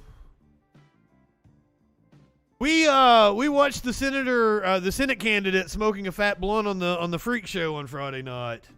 I played that for Sparkles. I will clip it and put it up on the YouTube.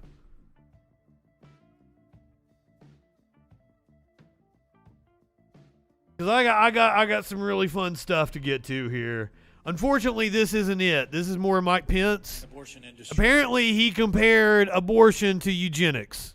That profits from their suffering. Abortion is even being used as a tool of eugenics for the elimination of children of the wrong sex or race. Or what? Now, here's the thing is I can totally understand, like, if you know a child has a severe disability, I don't understand why you wouldn't want to abort it. But that's a personal choice. That's not my choice to make for anybody. But, like, if you have the view that, like, the quality of life won't be as good, because I've brought this up before, the congressional hearings before Roe v. Wade, where public pressure was building to legalize abortion, they were held by these women who they had been affected by this chemical from Britain. It was the Brits that did it. There was this chemical, and I don't remember how it got into the babies or into the water or whatever. The chemical was causing mass birth defects. And these children were being born and only living for like a year or two.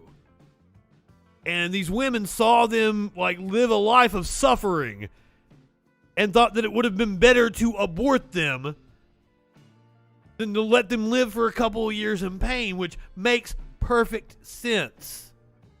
Is that the name of it? We'll learn something.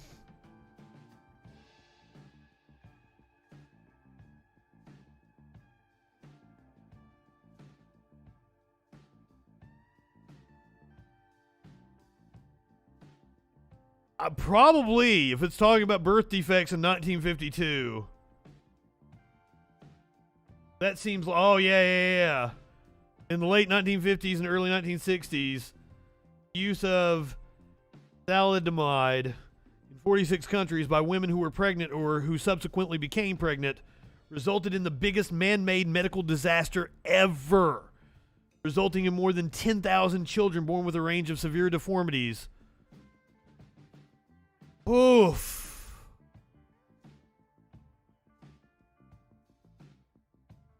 But that's a morality call. A government shouldn't be making that call. That should be between a doctor and the person carrying a child. Today, more than 2/3 of all babies with Down syndrome in the United States are killed in their mother's womb. What? Is that true? This must end. And I mean, based on the severity, I can understand, like, you're not wanting them to... As Governor of Indiana, I was proud to sign a law... Because good goddamn, you motherfuckers don't make it easy to survive in this country. You right-wing assholes that have destroyed the social safety net and the living standards of the citizens of this country. You don't make it easy to live. Fuck. Banning elective abortion based on a child's race, gender, or disability, and we must end this injustice nationwide, and we must end it now. I have a big doubt about that number. Now, Margaret Sanger, the founder of Planned Parenthood, once wrote that eugenics, in her words, was, quote, the most... Margaret Sanger was a piece of shit. That doesn't mean that Planned Parenthood is a piece of shit now. And social problems, close quote. Abject racism. And today, Planned Parenthood shamelessly builds on Margaret Sanger's legacy. They're out here spreading lies about masks and vaccination and getting people killed. The fucking pro-life party here at the pro-life summit. All in for life. Mike fucking Pence. In black and Hispanic neighborhoods. Up is down, black is white. Socrates is dancing with the dog over here. What the fuck? And apparently, Project Veritas is now actual journalism. They were platformed by The Hill this morning. Because it reminds people of what... I did scrub through the video a little bit there to see if Ryan Grimm actually got to speak. I was wondering if Ryan Grimm... I have not watched any of this. I just wondered, was it all Robbie sucking his dick? Or did Ryan push back on James O'Keefe bullshit? This is the founder, Project Veritas. We're going to go through a list of all the shady shit he's been involved in after we listen to this shit. Because make no mistake about it, he is a fraud. And then after we go through the list of all the bullshit he's been involved in, I'm going to play you the absolute most cringe video you have ever seen in your life. It is a song and dance number by James O'Keefe. Our next guest is here to take us inside his brand new book, American Muckraker, Rethinking Journalism for the 21st Century, by Project Veritas founder James O'Keefe. It's journalism on undercover citizen journalism, covering themes of power, privacy, and means and ends, and taking history of how the modern corporate media apparatus came to be. James O'Keefe, thanks for joining us. I have a big problem. I have no problem with anybody interviewing, debating assholes. I live for it. My problem is like advertising his book like that and legitimizing him as if he actually does have something to say about journalism. Good morning, everyone. So before we get into your book, I wanted to ask you about your lawsuit against the New York Times. You've had some success with that. Can you tell us what's going on? Well, which is insane. Times for defamation in March of 2021 after they called our videos in Minnesota deceptive. The New York Times was forced to answer our defamation complaint, which is very rare because you have to get past motion to dismiss. You have to prove actual malice because I'm a public figure. The New York Times admitted in court documents in their answer that they got the facts wrong in that article from September 2020. They said it was not illegal what Liban Mohammed was doing with his ballots. But in the court documents, they said it was illegal to harvest more than 3 ballots. And the New York Times has yet to correct the article. So we get attacked for being. Oh, I don't think that's true. That incident is. You got it wrong, and still in this. That dude is upset. Journalism ethics in clown world when they project. As I was doing the research on like the pushback against O'Keefe, I had an interview with the guy he is referencing just then. And I'm like, well, it's going to take up too much time to play all of this. Because let me tell you, this is a fucking long-ass list of bullshit James O'Keefe has done.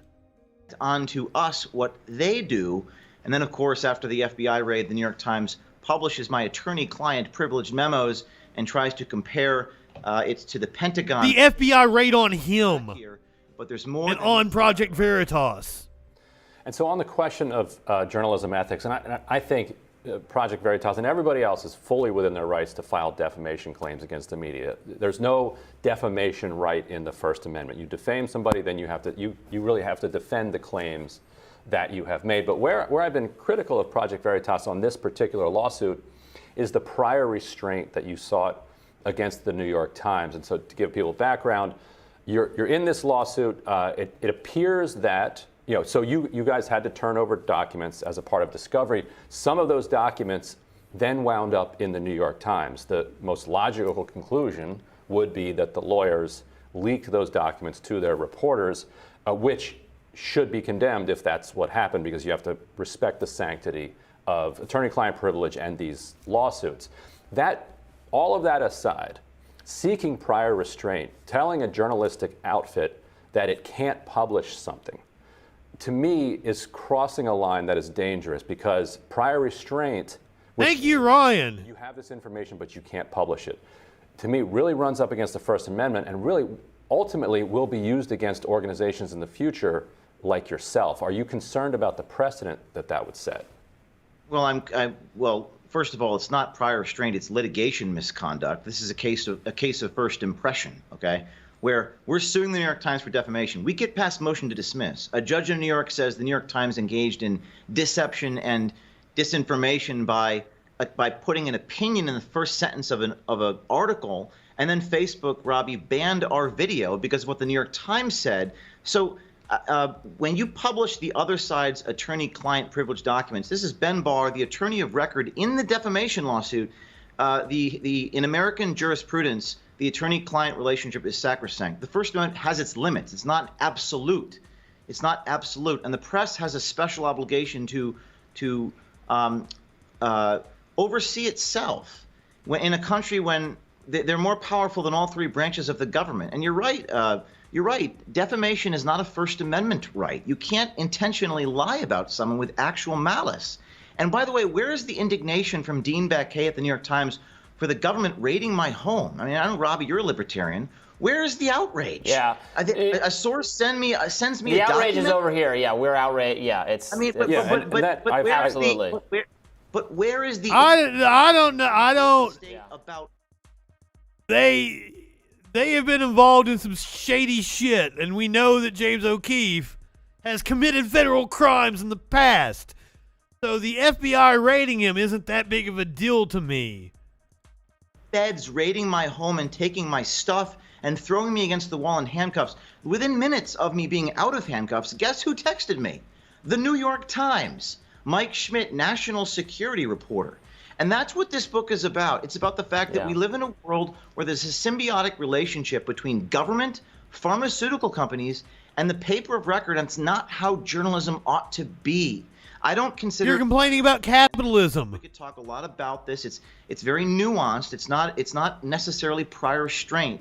A litigant can't publish the other side's lawyer documents. And if someone sent me the New York Times Kurtzberg's documents I wouldn't. Apparently, Rhode Island is real. I'm sorry. Biden's diary.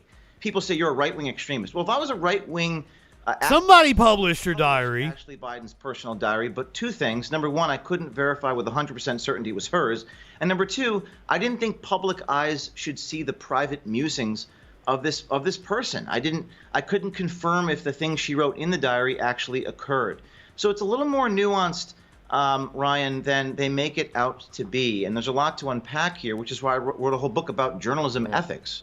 Well, and you know, the journalism, the mainstream media has really embarrassed itself so badly in the last, I don't even know how many years, forever now, you know, contributing to a loss of trust. And I think it's been a good thing and valuable to have alternative media. Because it's been corporatist. That can shine a light on stories. Help the defense contractors lie us into war in Iraq. Obviously, Afghanistan. You know, right now we have a Democratic administration in power. You're complaining about capitalism, Robbie. There, some sympathy from some corners of the media, and yes, there's the COVID stuff. On other things, there's been this kind of tremendous clamping down or a desire to kind of peddle the preferred narratives in the media from the White House and on tech platforms. I'm not high enough for this shit. God damn. So, you know, what is your? So you've done this, you've paved your own way. You know, what is your thinking about journalism norms and you know, your role in crafting an alternative institution and you know, the responsibilities that you have to shine a light on these stories? Well, Robbie, there's always been a traditional dichotomy or tension between a journalist's access and a journalist's autonomy. In other words, if you're too adversarial, Eric Andre is a televangelist in the show Righteous Gemstones season, and my God, is it hilarious. Engenders biases of their own partisan factions that James Madison talked about. But if you're too close and cozy with your sources in government and pharmaceutical companies, that engenders an even worse bias. It becomes, as Noam Chomsky described, a symbiotic relationship. You take information from sources that are presumed credible, right? And that's what's happening. That's what happened at the New York Times. I mean, Ben Smith, I give Ben Smith, media columnist, a lot of credit. I think he's a hero because he came out on Twitter and said journalists should not be cheerleading these Fed raids against journalists. And there's evidently a schism within the paper of record, the New York Times, because now, by the way, now Ben Smith is leaving the New York Times. That's interesting. I don't know what you mean. Like I've had to have praised that show before. Security reporters Mike Schmidt, Adam Goldman.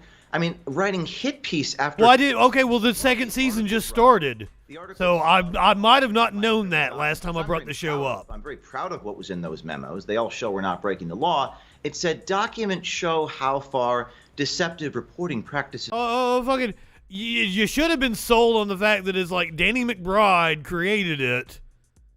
And is like the head writer and director and everything. It's got Adam Devine from Workaholics. John Goodman is like the head of the family. Like, it's an amazing fucking cast. Like, how were you not already sold on it? I mean, I love Eric Andre, but shit, it was already a winner. Sorry to interrupt James O'Keefe here, who I know has a lot to say. Could go before running afoul of federal laws. You know another way of saying that? We checked with lawyers to make sure everything we were doing was legal. But do you see how they wrote it? So these reporters tend to word things. It's not so much that they lie, it's that they omit and they use language in a mendacious way. So I think it's important for journalists to use video. We use video at Veritas. There's a whole chapter in this book called Image. And you cut it up and deceptively edit it. Please sue me, James O'Keefe. Please sue me. Please sue me. Trust me by virtue of the fact I declare myself credible, like Jacob Bagaj of the Washington Post. Credible journalists say. I don't ask you to trust that I'm credible. I show you the evidence. Last week, we showed you documents from the Defense Department, and you guys debated them. You debated the credibility of the author who wrote them. But they are actual real documents. And I think journalism needs to focus on what David Shaw described, participation. And it didn't say what you said it said. Journalism which is first-person accounts, not anonymous sources, because when you use exclusively anonymous sources, it's the person in the government often manipulating the reporter. So this book, I think it's going to send shockwaves through journalism schools because it reminds people of what journalism used to be in the mid-20th century, which is, it's a far cry from what it used to be. And I agreed at the time publicly with Ben Smith, both here and Let me, as someone who's had a foot in the journalism world, the term muckraker is not a positive term. It refers to people that did yellow journalism. As in slandering people.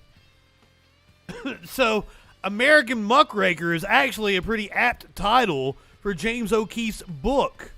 On Twitter that raid was dangerous, that an FBI raid related to Ashley Biden's diary, which if a source provides a journalist with material and the FBI then raids in order to obtain evidence about how and where that came from, that's a... But did somebody affiliated with Veritas I also wanted to commit a crime? I'm sure the FBI had some sort of evidence. So let's talk about the 2018 case of the sting. Well, maybe I'm giving the FBI too much credit. Fuck, I'm even wearing my shirt that says, "Government protecting and serving the shit out of you."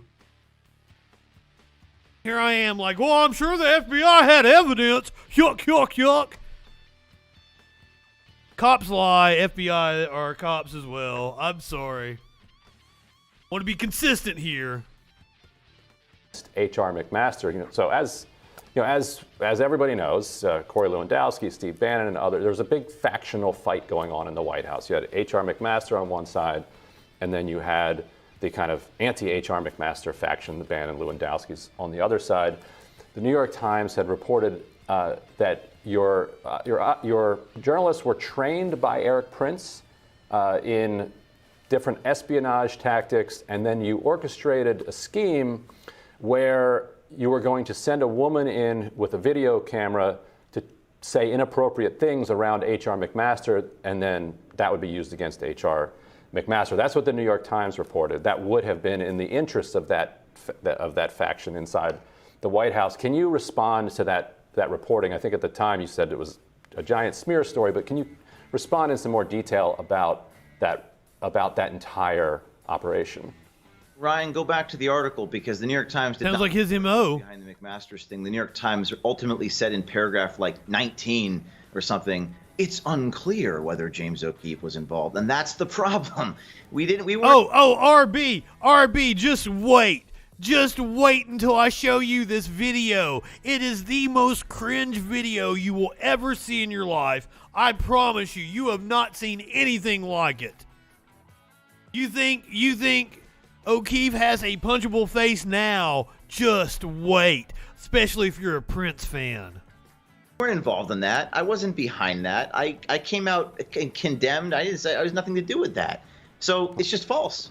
It's all innuendo. It's all supposition, circumstantial. It's all rumor and innuendo. This motherfucker listens to Bruce Pritchard's podcast. As would my team, that we had nothing to do with any such idea. And that is the problem with journalism. Again, they always bury the lead. It's unclear whether. To be clear. Oh, they use a clickbait headline? Paragraphs below. And why the heck is the national security reporters for the New York Times obsessed with me?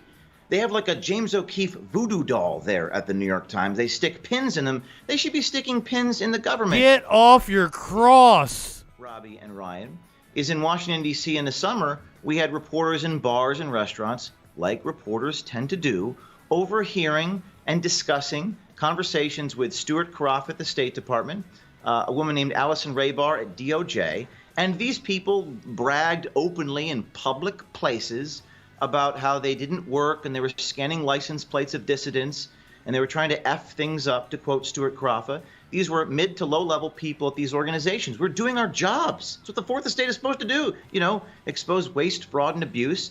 And for newspapers to attack us for that, I have to wonder whose side they're on.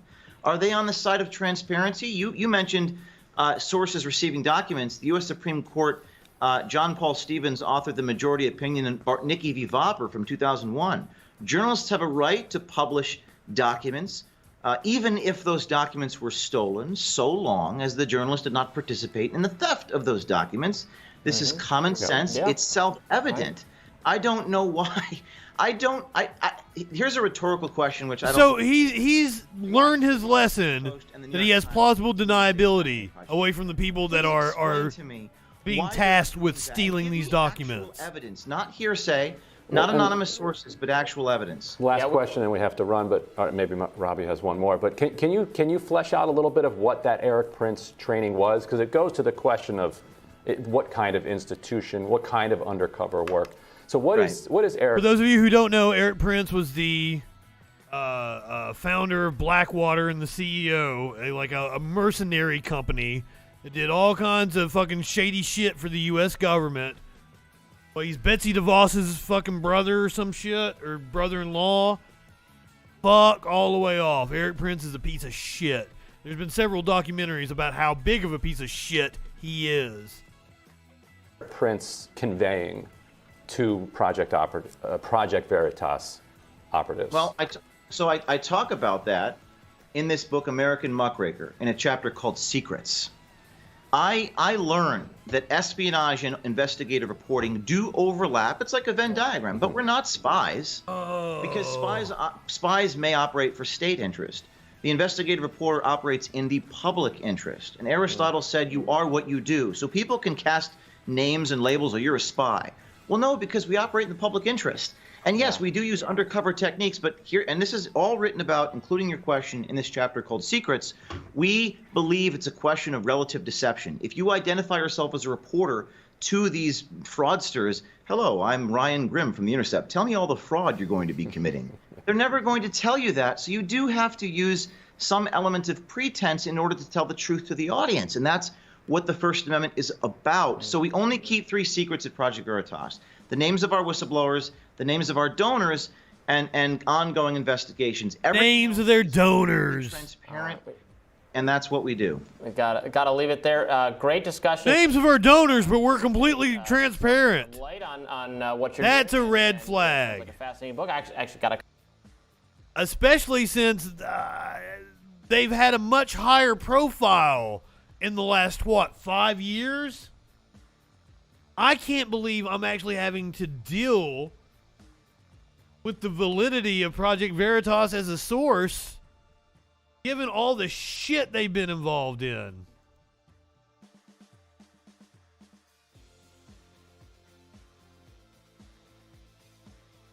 You want to start from newest to oldest? So, God, I don't know how these are arranged. We'll just start at the top. We're at sourcewatch.org. They've had their Twitter account permanently suspended back in February of 2021 for repeated violations of Twitter's private information policy. Misleading accusations of illegal ballot harvesting by Ilhan Omar's campaign. Comes from September 2020. Project Veritas released 2 videos accusing Rep. Ilhan Omar of committing voter fraud through ballot harvesting and using a cash for ballot scheme. The first showed Libin Osman, the brother of Minneapolis City Councilman Jamal Osman. This is the video I was referencing, talking on Snapchat about the importance of money in political campaigns and showing his dashboard full of absentee ballot envelopes. The second video shows 2 men speaking in Somali about filling out a voter registration form. The second video claims $200 changed hands, but only closed envelopes appear on screen. Both videos contain interviews with Minneapolis Somali community members who accuse Ilhan Omar's campaign of various forms of corruption and voter fraud. Video's release timing led some to believe it was a coordinated information campaign with other conservatives, including Donald Trump Jr. In early October, Libin Osman claimed Omar Jamal offered him $10,000 through Project Veritas if he said he was harvesting ballots for Rep. Omar's campaign. Many sources noted Project Veritas' history of using misleading reports to serve a political agenda. Snopes reported our research didn't uncover any credible evidence backing up the claim that Omar is guilty of participating in or being the architect of illegal ballot harvesting or election fraud. Left-wing Wisconsin groups infiltrated by men tied to Project Veritas in September of 2020. 6 left-wing Wisconsin groups, Black Leaders Organizing for Communities, Our Wisconsin Revolution, Souls to the Polls. I'm not even going to try. It looks like a Spanish group. Wisconsin Race Class Narrative Project and Wisconsin Voices composed a joint letter asking Wisconsin Attorney General Josh Kaul to investigate Project Veritas. Diamond Dog operation to suppress mail-in and absentee voting lead up to the 2020. See, they were awfully active in the 2020 election. O'Keefe's new Diamond Dog operation is focused on discrediting and suppressing mail-in and absentee voting with the ultimate goal of re-electing Donald Trump, according to reporting by the New Republic. The article states the operation's scope spans the United States with particular focus on voter registration efforts in California and Texas. Operations are meant to expose widespread mail-in ballot corruption and fraud.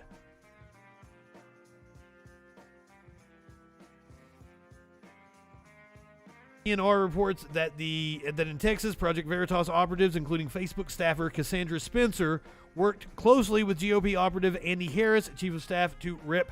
Lance Gooden. Harris's Direct Action Texas group has connected Project Veritas with staffers in Texas Attorney General Ken Paxton's office. You know about Paxton being indicted fucking 5 years ago and still not being prosecuted. Diamond Dog operation has also been a valuable fundraising source for Project Veritas. ENR reports that internal documents show its fundraising total increased by $4.58 million from 2018 to 2019 to a total of $13.44 million.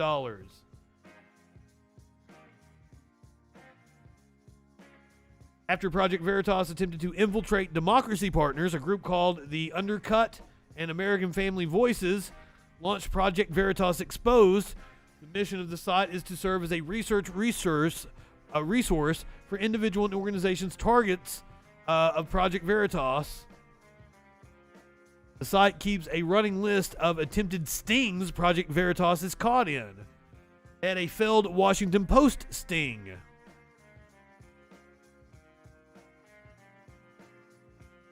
Apparently, something having to do with Roy Moore, the pedophile Senate candidate in Alabama. Project Veritas was served with a restraining order, and their latest sting was blocked. Know about latest. This looks like it was an illegal sting over the summer of 2017. O'Keefe, who pled guilty in federal cases, threatens the Wisconsin Attorney General Schimmel into a flip-flop on Project Veritas video. October 2016, James O'Keefe, a widely discredited video attack dog, published video through his group Project Veritas showing Democratic political operatives in bars discussing the use of inappropriate and potentially illegal campaign tactics with unidentified persons posing as funders. The video does not contain any evidence that any of the campaign activities discussed were actually undertaken. In 2017, O'Keefe was sued for breaking federal and local wiretap laws in the incident. Want to check this out? Just look up Project Veritas in SourceWatch. I mean, it goes on and fucking on. Disingenuous acorn sting. Weren't they involved with the Planned Parenthood body parts bullshit? But of all the shitty stuff he's done, this has got to be the worst. No one ever said.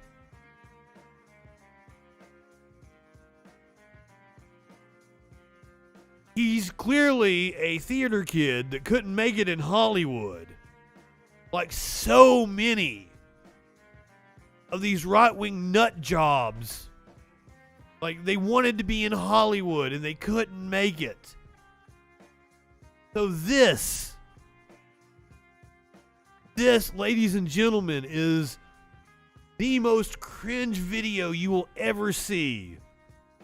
Starring James O'Keefe.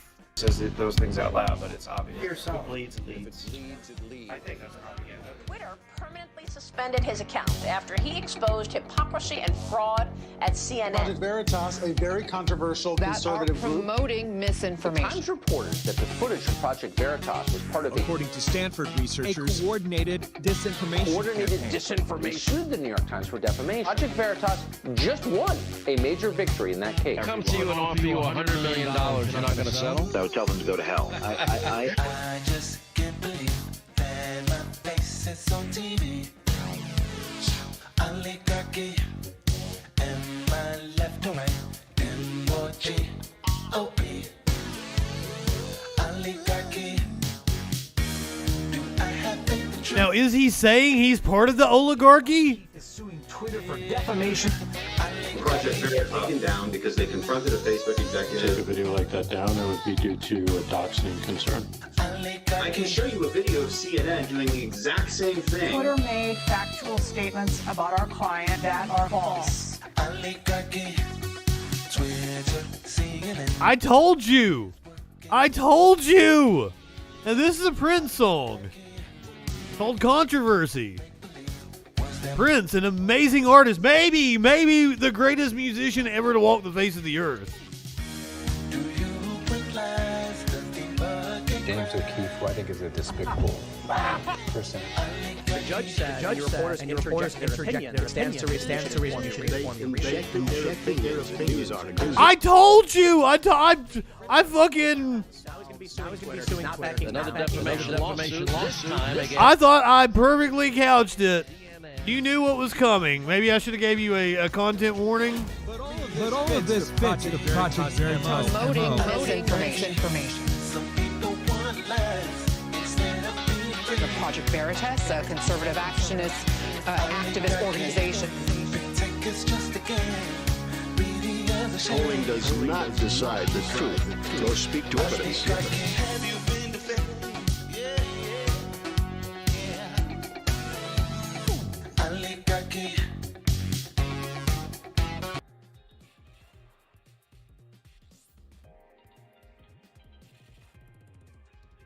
I was a theater kid. No. Failed theater kids. I warned you. I gave you...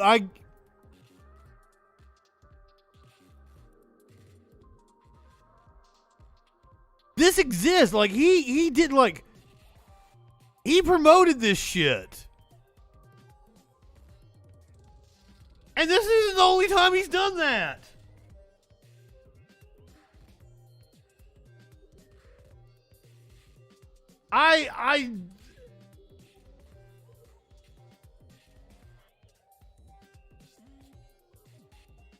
Can I find it?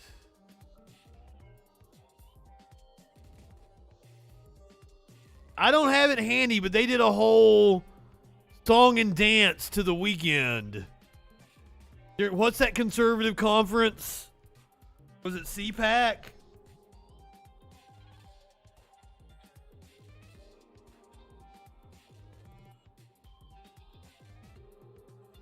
And it is cringe as well. It might have been TPUS Freedom Fest or some shit.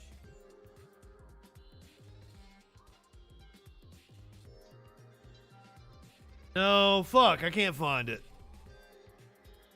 But he did a whole other song and dance earlier this year. It was just as cringe, and I think he had on his little press flak jacket there as well.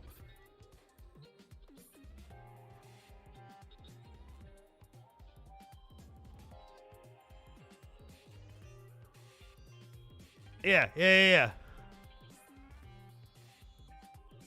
He released this. He wanted people to see this.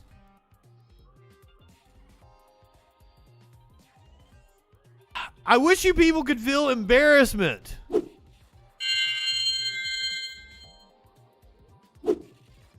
Oh my God. Another person who needs to learn to feel embarrassment. Tucker Carlson. Apparently, he complained about new M&M's mascots are less sexy. I haven't seen the pictures. And this is only a 30-second clip. I wanted to make sure I got the whole clip. It was hard to find, as I said earlier, because apparently Fox didn't post it. Or if they did, they took it down. But I got the whole clip. Here's a story they might want to cover pretty soon and doubtless will. M&M's. Why would? It's just announced that it's redesigning its cartoon characters to be more gender inclusive.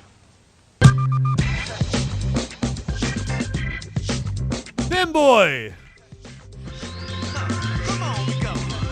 welcome.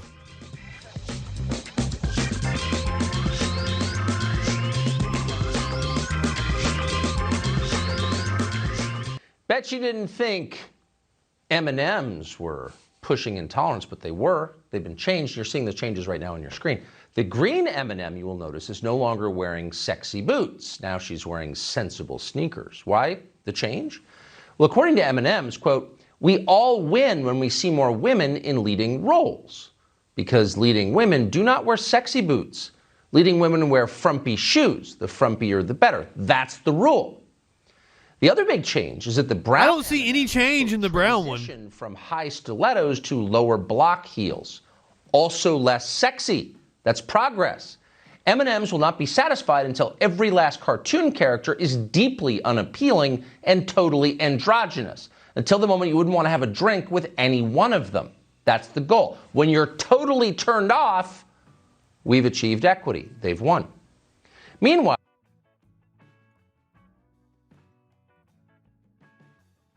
this was dumber than I thought it was going to be.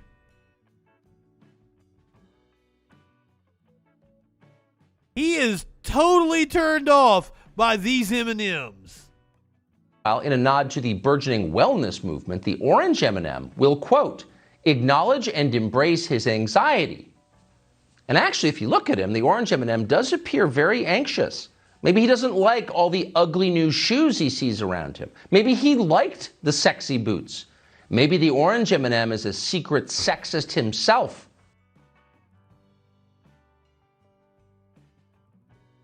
Oh, God, that wasn't even the whole segment. I don't know what. Apparently, he got mocked for it. But he wasn't the only one. He wasn't the only one. Fucking Greg Gutfeld was talking about the M&Ms. And now remember, this is a supposed news channel. They've got a platform, millions of viewers, maybe 1.5 million for Gutfeld, something like that. Tucker's got like 2 million. And they devote their time to talking about M&Ms for 6 minutes. Did the Mars Corporation pay for this? Is this a new type of product placement? Or did they really just use right-wingers to create an outrage? This is how fucking marketing works now. You get the right-wingers to get outraged about something, and then all the left-wing Twitch people play the right-wingers getting outraged about it, mock it, so everybody ends up seeing the message, and we're all talking about M&Ms, because I kind of do want some M&Ms right now. M&Ms aren't bad. I like the peanut butter ones. What's your guys' favorite? Will M&Ms still melt in your hands if they identify as trans? When I eat a bag of M&Ms, do I wonder which color and shape best represents my identity? No, because it's chocolate. And also, it's obviously the orange one. But the iconic candy company is giving the mascots makeovers to make them more inclusive. How are they doing this? Well, obviously by changing their footwear. Instead of go-go boots, the seductress green M&M will now wear sneakers. Places will be updated in a tone that's more welcoming. Sorry, Kat. No. Sparkle's so hungry. Said Catherine Slight, interesting, Chief Growth Officer at Mars Wrigley. Who better to commit to a world with more moments of fun by increasing a sense of belonging around the globe than M&Ms? God, once again, you're bitching about capitalism. Swords with protest signs. But honestly, this is weird. Yes, yes. Want to make an M&M feel like they belong. Moxicino. Be eating them.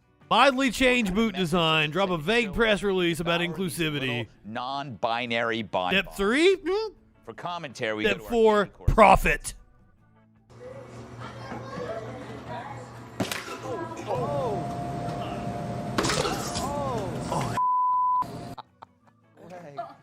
That was not a candy correspondent. Cat. Yes. Okay. They want to make their little characters inclusive, and then you're going to eat them. No, I have so many thoughts on this. Yes. I do. The green M&M is a snake.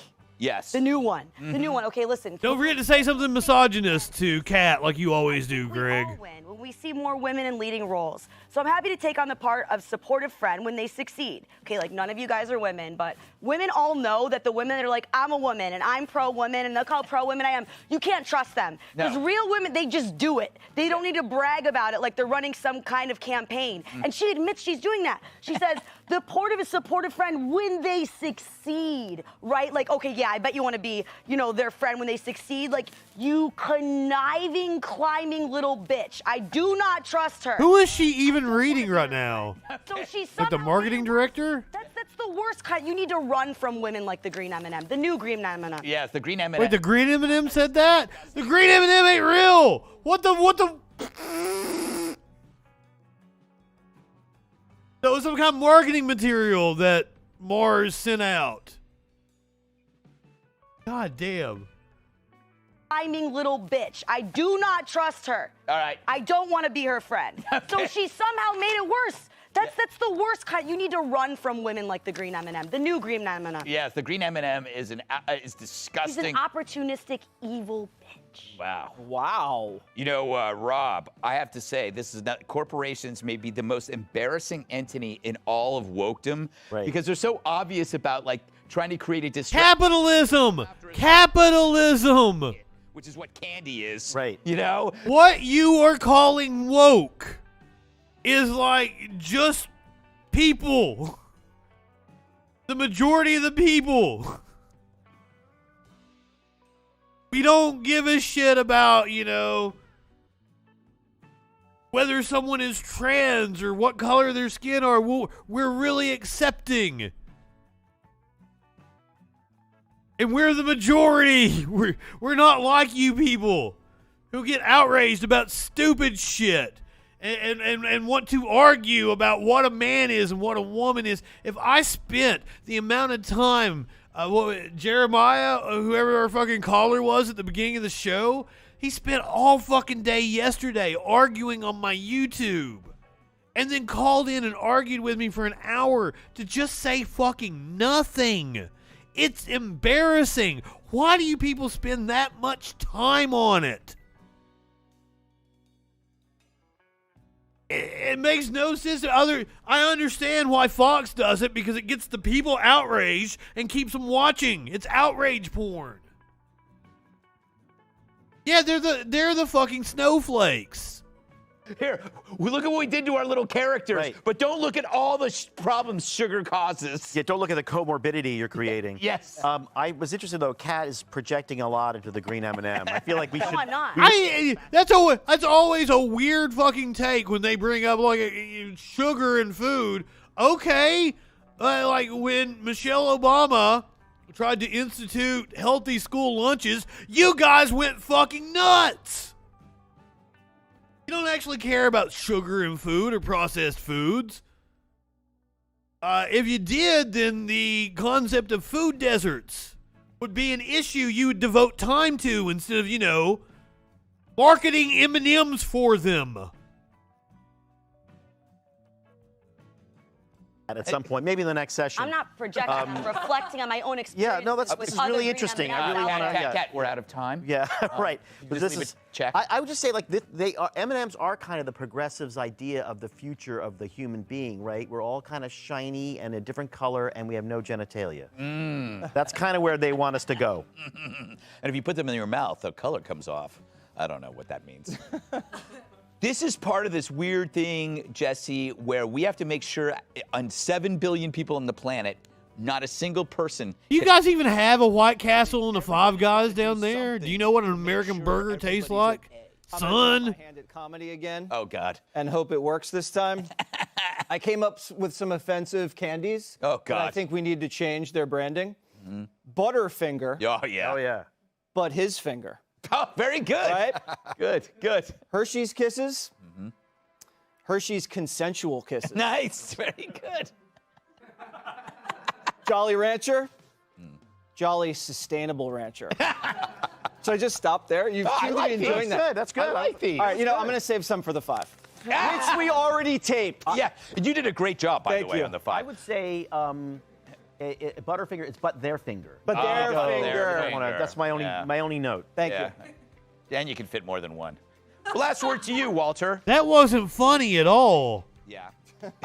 M&Ms were already woke. Right. A bowl of rainbow-colored candies is as woke as it gets. Yeah, that's true. But they wanted to get the PR for going woke, so they had to invent a problem. They had to invent a confession. Oh, we aren't as woke as we can be. And not a one of us would have ever heard their message if you assholes didn't get outraged about it.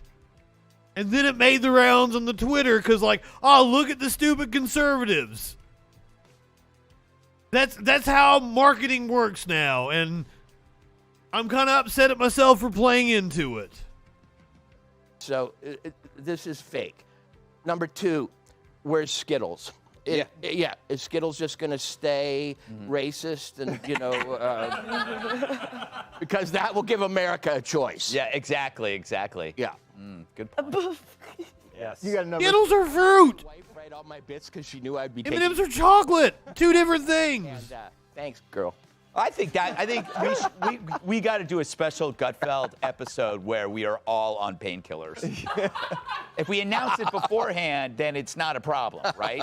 Just research. Yeah, research. We could call it the CNN New Year's Eve special. Oh yeah, fun thing to joke about. In a fucking country that has been ravaged by opiate addiction. Fuck off, Greg Gutfeld.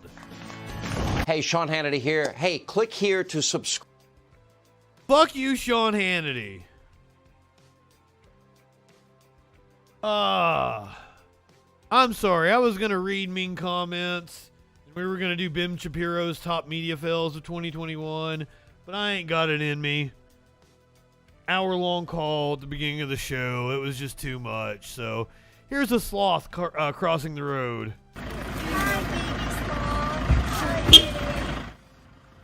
This is our animal video for the day.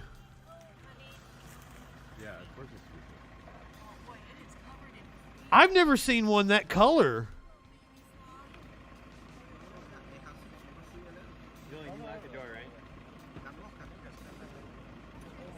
That's a really pretty sloth. Yeah, it has its baby on its back. It is super adorable. That's maximum speed, huh? I think this could be maximum. That's maximum speed. Yeah, look at how. For those of you listening to the podcast, it's fucking slow. Billy, you like it? Sloth-like, somebody might describe it. It's like a green and pink sloth. Yeah, I know. I was thinking the same. Oh, hi, baby sloth. Tree, yes. Wow, he is really camouflaged once he hit that. I thought they hung out up in trees and like to swing around.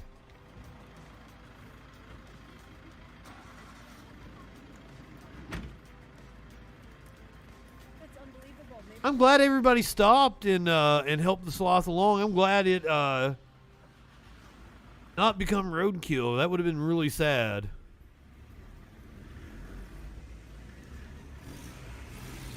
Everybody was so sweet to it. Oh, look at the little baby. Look at his face.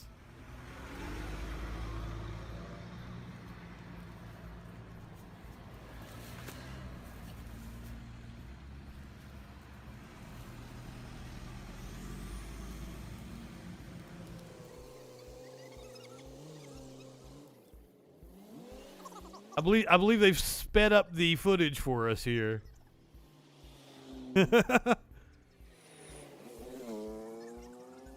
All right, if you're watching on Twitch, you're heading over to Echoplex Media. It is it's the Plex. It's podcast time. We'll do mean comments, which I probably have way more of come tomorrow. I'll add some new ones after tonight's debacle.